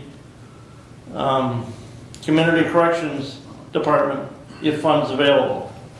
And that language was just added, if funds available. Because right now, there's no funds available for this position to manage or supervise that, because all of the funds that we received are being used to pay the director of the community corrections program. And so I find it hard to accept a job responsibility that says, well, you're gonna do this if funds are available. Who's doing them now? And who's gonna do them if funds are not available? So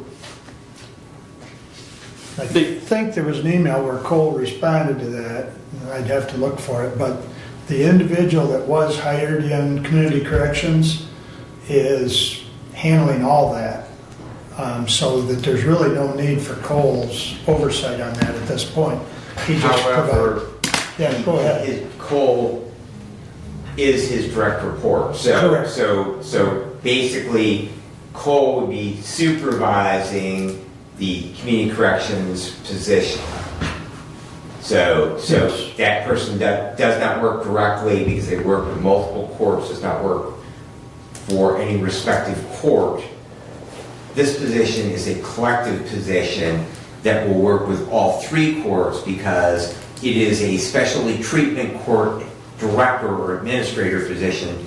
So we have multiple treatment courts in the district court, domestic violence, substance use disorder, mental health, excuse me, we don't have mental health treatment court, but we have a number of treatment courts. So this individual will be supervising those programs. They'll be supervising programs in the probate court. They'll be supervising programs in the district court or the circuit court. So it actually moves across the spectrum of all of the courts.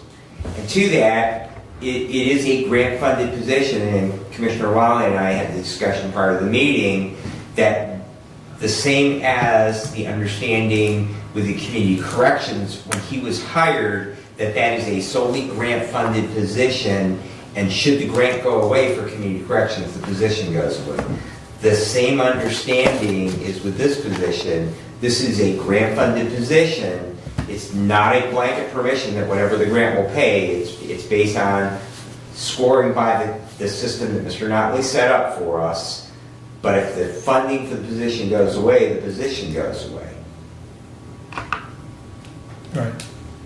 So then to Brent's point, why was dependent on funding added to the line when it's entirely grant funded and everything is spoken for of the grant?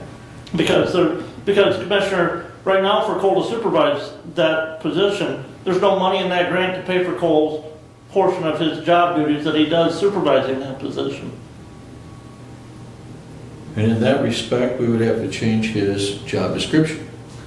And, you know, and I'm still waiting on an answer as to, well, can we have him supervise a position and not pay for him out of that grant fund that he's supervising for? And I don't think And we can. I believe, and I have not spoken to whomever added that line item, but I believe what the intent of the dependent on funding is that not that Cole's position is being funded, depending on funding for the community corrections. He would be supervising a community corrections program if the community corrections program is funded. I believe, and again, maybe I'm making an assumption that doesn't exist, and that would be a question for whomever added this to the job description. But my take on that is he would be supervising that position if that position is funded. If the position, because we made that position contingent upon, if the community corrections grant goes away, we're not going to find funding for it elsewhere. The program goes away. So therefore, that position would no longer exist, and he would no longer supervise that position if that position went away from a lack of funding. Maybe we need a little clarity on that line. And Doug, go ahead. So I have the email here that Cole sent, and to quote from the email, the judge's original plan was to have Cole supervise the position when funding allows. Currently, the involvement with community corrections is at a consulting level with Mark Katz due to his adequate experience with grants and pretrial services. The other three programs, DWI Court, Drug Court, and Family Treatment Court, are all capable of funding my position. And that was from Cole Weaver on April 19. I was copied in on that string. Thank you. Thank you.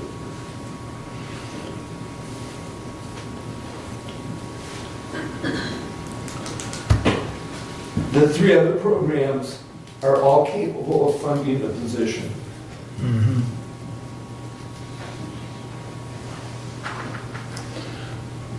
I mean, I think the job description is adequate. I mean, you can get extremely wordy, but I mean, the general concept is outlined in the bullets. And I think Doug helped add clarity to that one bullet in question. But I do know Cole has been doing the liaison, as it says here in the job description, that he's going to act as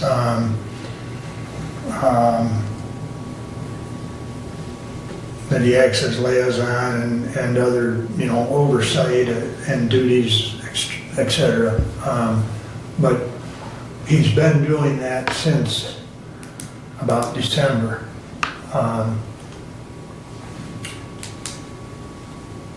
And I know the letter that was dated back in November from Judge Bianchi actually comes, her request back in November 28th to change that position. Her request at that time was to change it to 2892 and a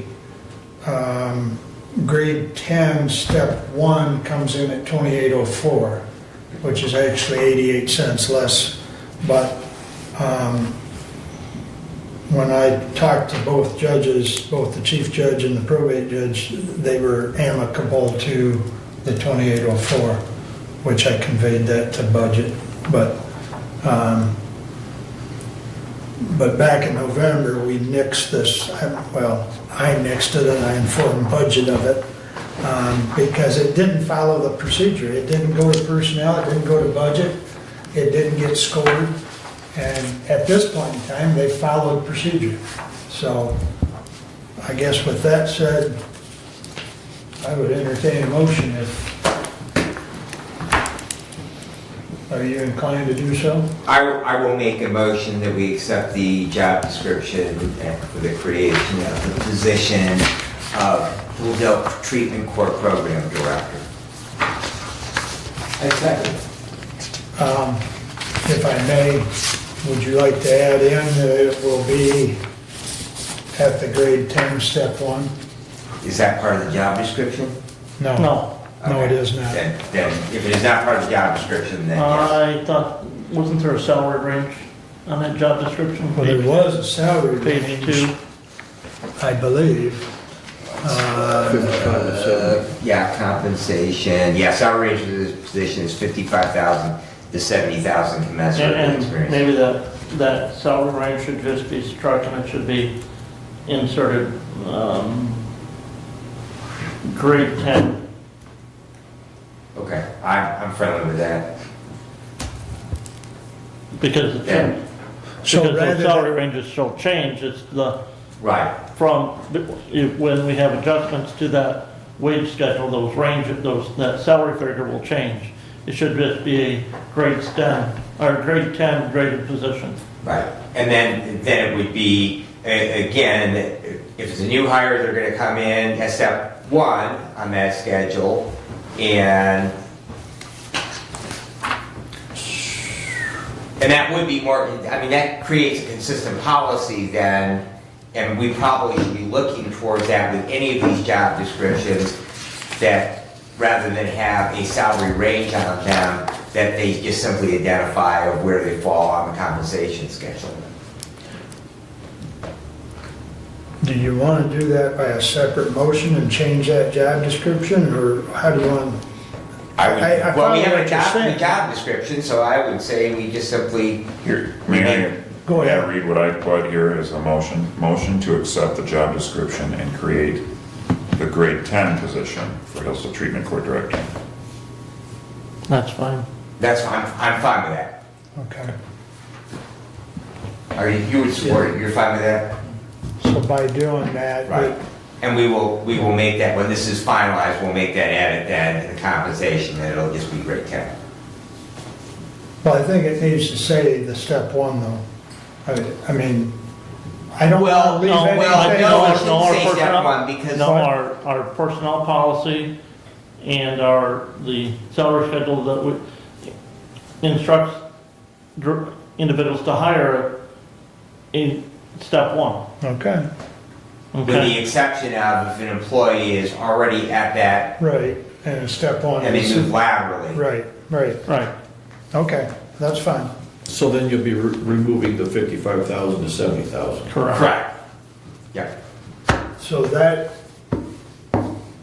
Because I believe if you looked at the salary figure and you got I don't have that schedule in front of me, but a grade 10, step 1 is, 2804. no, Yeah, oh, the salary is 58,324. Yeah. So that falls within that range. Right, exactly. the 55 is too low.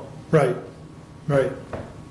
So when assuming this motion passes, the resolution to follow it up will come back with a updated job description Correct. that shows A different compensation in hours. the position Well, will be show a stated level, as a step 10, Yeah, level 10.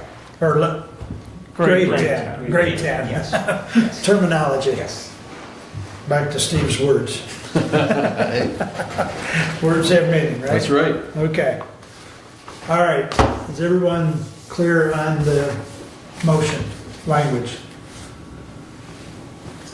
Roll call, please. Commissioner Wiley, Yes. Commissioner Benzing, Yes. Commissioner Leininger, Yes. Commissioner Ingles, Yes. Commissioner Lanius. Yes. Passes 5-0. Thank you. Now, Next. 12.2, mix request, which should be on your table. You should have, give you a copy if you don't have one, don't have it there. Yes. Please, If I may. please. I apologize for this not being in the packet.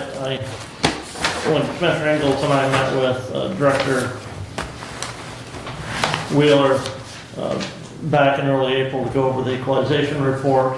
He had talked about the need for a part-time assistant, appraiser assistant in his office. I thought we had told him to go take it, to personnel. It came to me, I didn't realize it came to me, and so he sent me a reminder last week on Friday, so I got it to the personnel committee. We had budgeted last year for a appraiser position that has not been filled, so there is room in the budget in doing the work that the equalization office needs to do to go out and audit some of the local units that they have to do. It just helps if they have 2 people on site at a time to be able to get that measuring and items done. This position was filled a year ago when we did the salary and compensation schedule. I just don't know why we didn't. It wasn't anticipated, long term to have it, so it was not graded. It wasn't scored by Mr. Notley. It was graded. It was scored. It's a step 1, and the rate there at the top is $15.26 per hour, which is the step 1, or grade 1, step 1 higher rate.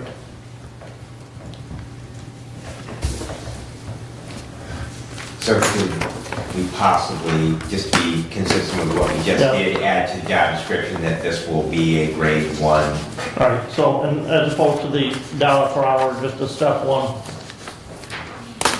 Well, grade 1. Yeah, grade 1, you're right. And then we don't need steps in there because the steps will be Adjusted as needed. right. So I would move to approve and authorize the equalization department, the creation of a appraiser assistant part-time appraiser assistant position at a grade 1 step on the salary schedule. I support.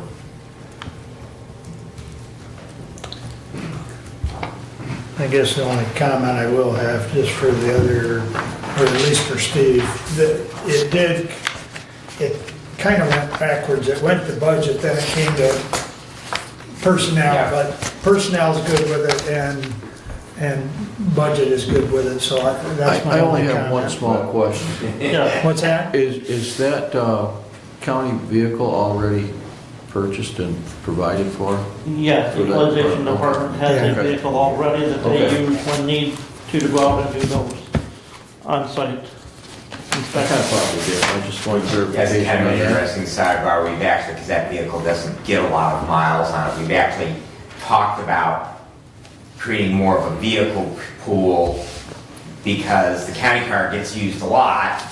Yeah. And that vehicle doesn't get used very much, so that's actually been part of that Spread the discussion. mileage, is Right, what you're saying. exactly. Do you get that motion? Yeah, if I may, I'll read off what I have here. Please. Motion to approve and authorize the equalization department to create and hire a part-time appraiser assistant at grade 1. Okay. Any further discussion on the motion? We'll do a roll call, please. Commissioner Bentley, Yes. Commissioner Leininger, Yes. Commissioner Ingles, Yes. Commissioner Lanius, Yes. Commissioner Wiley. Yes. And we'll follow that up with a resolution for tracking and for payroll to be in consent next time. Both of them. Yes, please. Okay.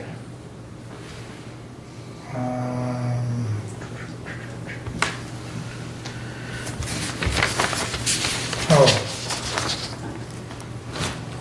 There's stuff laying here, feel free to look at, it's NACO, Marvelous Adventures of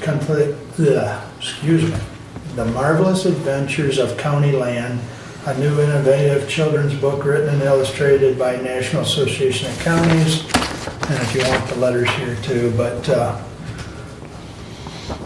I know Brad and I are probably both familiar that NACO's been trying to get us to join for virtually ever. But it's another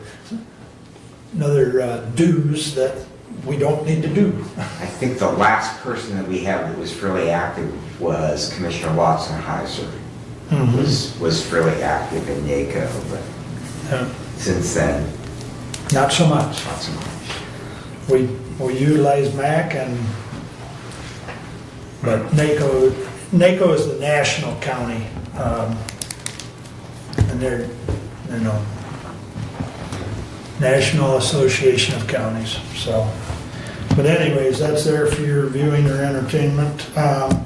Last night I was at Hope for Developmental Disabilities Board meeting.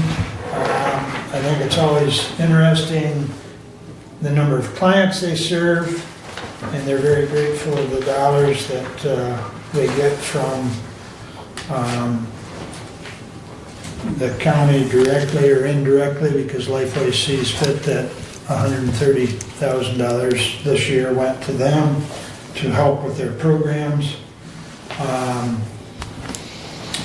They give a report here that if anyone wants to see it, I'll be happy. It's quite extensive, but they give, and if you remember a few weeks back, we had the photography class here with some of their photos. So just monthly info for March. The photography class had 33 participants. The cooking class had 129 participants. Art, 77. Cardio drumming, 35. Bible club, 51. Book club, they're still looking for 2. They got 1. But they had 357. So kind of like when Maggie talks about senior service, there's some duplication because some kids or young adults participate in more than one activity, but your total number for March was 357. Now your total enrollees as far as individuals was 65, but that's still huge because they don't really cover the whole county, partly because of funding. So they're still working on expanding, but expansion takes people and money. So, but they're providing a huge service, and it's just amazing some of the things they've done with those kids. And I think you saw, a glimpse of it with the photography class that I had come. And the last thing I have that I'll share with you, I got and I'll share it so that you can share it with your farmer constituents, that it's time to enroll for your deer management permits, and that's got to be in by May 1st. You contact DNR, and they'll issue the tags to shoot them here. And it's actually the deer, it's called the crop damage permits. The deer management ones are in the fall, of which we participate in both. So, and that, I think the application period on that one is, I think those have got to be in by 1 September. But I know this one here for crop damage is May 1. So, anyways, questions? Is there a number of those permits that are offered to a county? What they do on this, when I send this in, they'll look at your region or your immediate area that you're farming, and then they'll issue permits for that area. Okay. So it's not by county, it's by area. Okay. And they, like last year, for the crop damage period, they issued me 20 tags. And for the deer management, they also issued me 20. Well, the deer management one, you actually have to buy the ticket tags, but at a discounted rate. The crop damage one, they give you the tags. So, but the ones you have to buy are only $5 because they're discounted, and you buy them in groups of 5. But you had a question? Yeah. Wellwise appointment, did you not have an application from Curtis Gale for a reappointment to the Wellwise Board? We did have it. I saw that. Dave had it. Because you said it too. When I get them, I pass them on. I think we did, and I don't Okay. think you and I, we did have. Because that commission, term expires April I 30th. would move that we reappoint Curtis Gale to the Wellwise Board to be followed up by a resolution. For a term expiring April 30th, 2026. Thank you. Will you support that then? I will. Right. I did. I do remember seeing Yeah, that. I remember seeing the application. I think it was probably kind of like this magistrate 2 years. that we had under consent, that there was interaction, it just never made it to the agenda.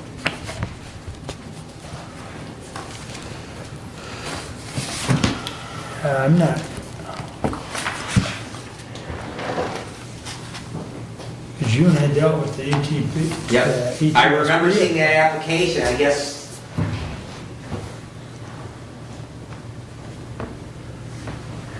Yeah, I'm not seeing it. I think Abe told me about it, but I don't remember seeing it, but, oh, now just a minute. No, that ain't it. Huh.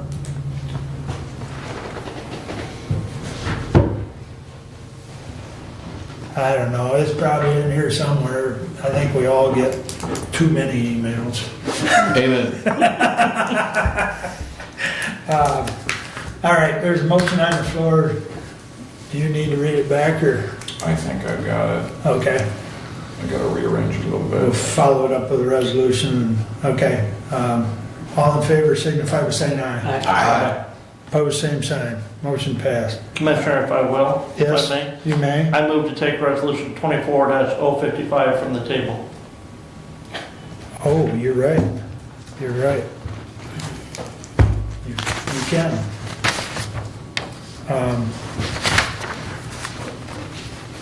I have an answer.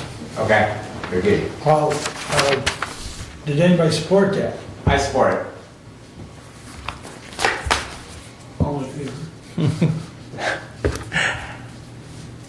All those in favor of moving 24055. thank you. Off the table, signify by saying aye. Aye. Opposed, same sign. Go ahead. I move to amend resolution 24055 in the third line of the third paragraph by striking the words "in his or her discretion may" and inserting the word "shall." Perfect. Thank you. Okay. So as previously discussed, basically. Well, we actually are taking out more words this time, because before he just wanted to strike the word "may." Yeah. Yeah.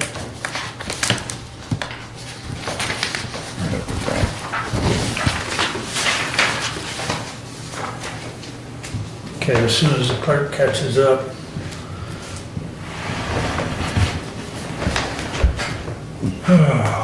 So it's striking in his or her discretion may and just inserting shall. Correct. Yep.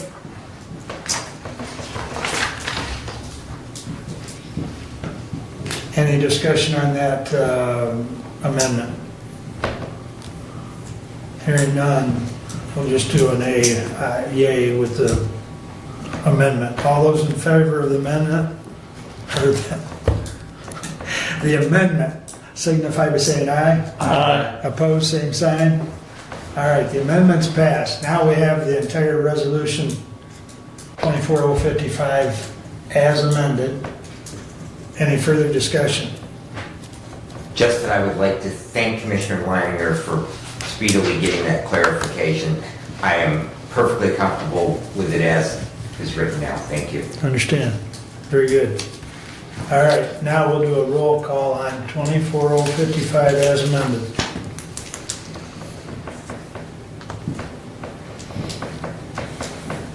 Commissioner Langer, Yes. Commissioner Ingalls, Yes.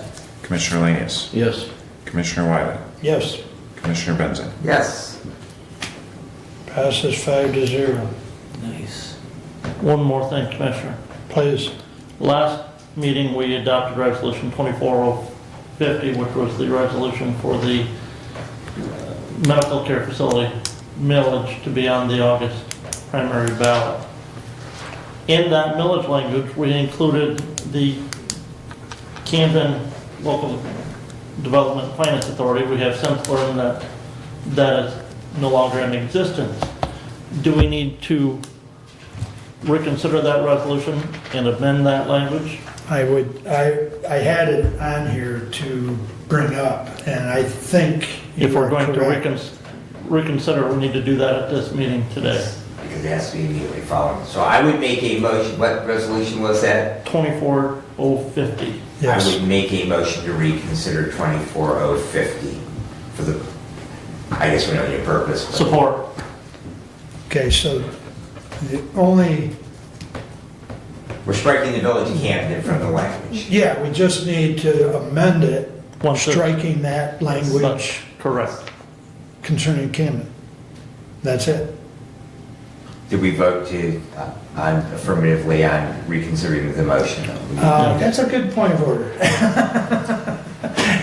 All those in favor of reconsidering 24-050 signify by saying aye.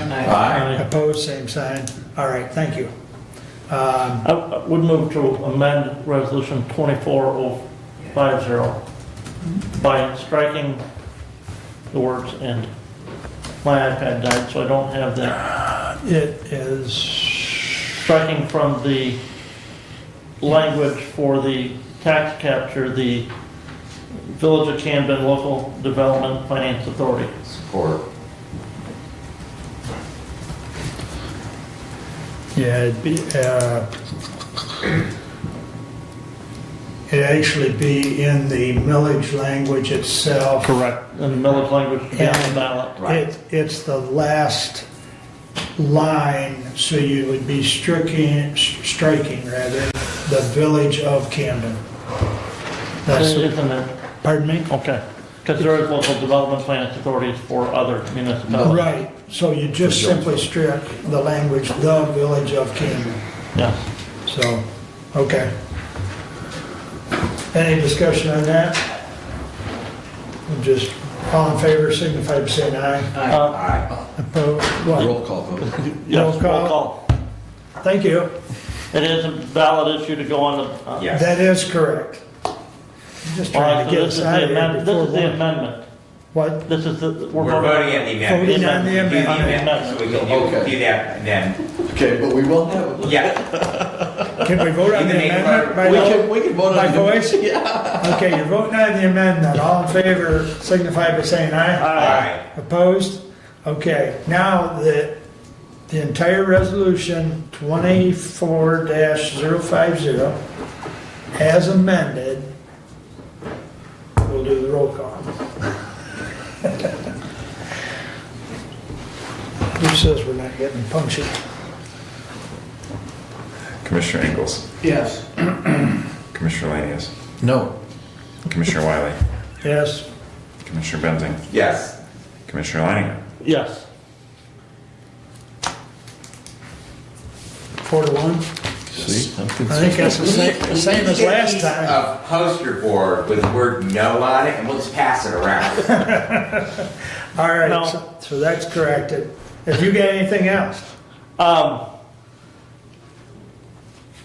The only comment I have regarding Lifeways and whether we do it now or wait just a little bit, so. We'll do it now, go. Okay. I service, my district is the eastern quarter of Hillsdale County. And to be honest with you, I am disturbed when I hear somebody from Lifeways come in and say, well, we want to build it in the city of Hillsdale because we want it near the Dial-A-Ride bus route. My constituents are not served by the Dial-A-Ride bus route. So that is not a selling point to the rural citizens of Hillsdale County that is located by the Dial-A-Ride bus route. Transportation, as we've discussed in the opioid committee meetings, is Hillsdale County's probably #1 problem. It is. And if it's not #1, it's a close 1.5. And, which, I don't disagree with, I mean, I understand the comment. I know that transportation's an issue countywide. which I would say brings up the issue, should it be one central building or should they have multiple different smaller facilities spread around the county to service those mental health needs of the citizens?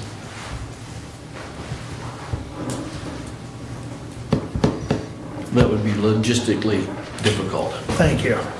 I was trying to think of a Ted. Providers can't guarantee the individual, though. All right, one more call out to the public. Shannon, you were just waiting. I was waiting. Shannon Clevenger, Hillsdale Township. I'm also the Chief Operating Officer at Lifeways. Been there 30 plus years. This is my life. This is my career. And I just wanted to provide some clarification.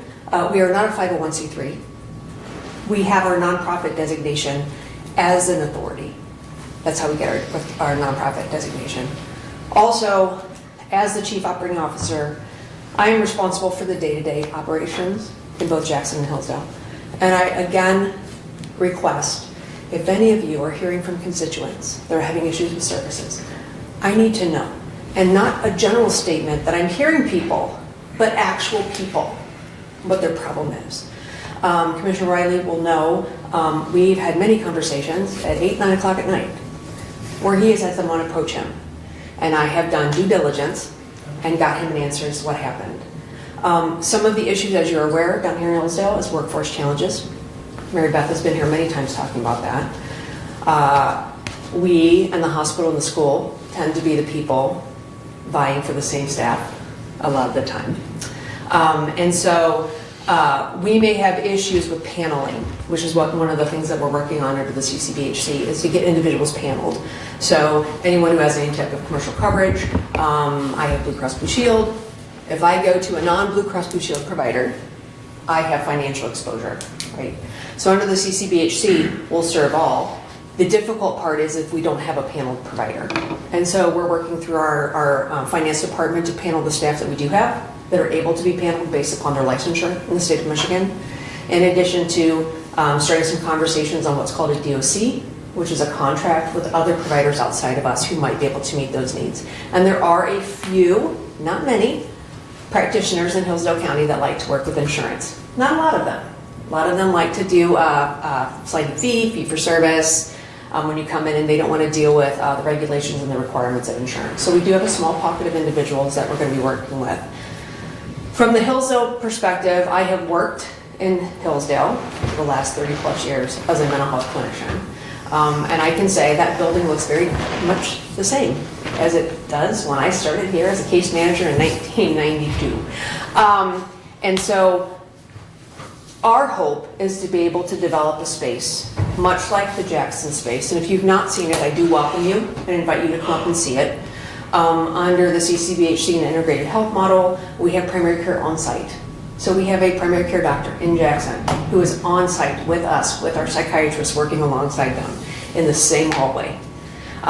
We are developing a partnership with Hillsdale Hospital, and we are actually providing funding for Sarah Butler to be able to go into the jail to provide psychiatric care in the jail. We are funding that. We want to create a space here in Hillsdale County that we are able to provide integrated, comprehensive, and welcoming care. And the way the building is set up right now will not allow that. We need usually more space than we think, which is why we're looking at a maximum amount of acreage or square footage. And also working on some strategic partnerships down here in Hillsdale. We were just in St. Louis at a national conference that J.J. Hodshire was at. And it was great having a conversation with him about some things. So just to give you kind of a flavor, we need this space, and to your point, Commissioner Ingalls, this will not stop us from planning. It would be super helpful, though, if we were able to leverage county bond to be able to help offset some of that interest cost. But to your point, our board will meet tomorrow and make a plan on what we need to do, because we feel it's important to create this space for the Hillsdale County residents that we serve and support. And because it's so important to us, we will continue to just move forward. It was very helpful to hear your discussion today. It's unfortunate it's been 18 months to kind of get to this place, and I had really hoped, as a person who lives in Hillsdale, that we could kind of come to a place where we could kind of support each other to be able to do this, and I hope we can get there. I hope we can get there and maybe provide you with some additional information after our board meets to be able to provide you. It may not be as concrete as sound as you would like, but some potential other information to be able to support our bond request. And with that, thank you. Thank you, Shannon. Stephanie, anything? Nope, I'm going to report to the one attorney that this is a no-go. At this time it is. Yeah. Thank I you. don't know if he'll charge for the time he's put into it. Send us a bill. Yeah. Workman's worth his wage. All right, additional business, Brent? Steve? Still praying for the county employees to have a good day and be safe and be wise in their decisions. Thank you. Doug? Yes, the requested information on the Motorola and the emergency communication bid is in your mailbox individually, commissioners. I was going to mention that, thank you. Yes. Very good. So, Anything and the else? original quote was forwarded. No, that's all, thank you. Okay, that's all you got? Good? I was going to mention that. The only other thing is I spent half a day yesterday, and I'll spend half a day again on Monday to be certified as a VFIS, Emergency Vehicle Operator Instructor. So it will be another one of those in the county, which with all of our emergency services, they all have to go through that emergency vehicle operator class all over. So. Okay. The only other I've got is opioid committee meeting. Had a lot of discussion. I did draft some minutes, and quite frankly, I can't find them. So Brendan, if you'd send them back to me. I emailed them out to the committee members, and I'll be happy to send them out to the board, but You know, Mark, if you send that to opioid committee, you'll get it back in return. That's true. that's true, that's true. Flings out. Okay. But in any event, there was a lot of discussion. I'm going to adjust the meeting time instead of the second Wednesday. That's the only day we could get Jordana. And you said you had a conflict, but you might be able to get there. At Jordana, one of the programs that was being discussed, we'll have a speaker in on the 15th. So the next meeting will be the 15th. And so anyways. Yeah, right now I have a committee meeting that morning, and it could be canceled, or it could be a go, so. Or you could be back in time. All right, that's all we have. We're done.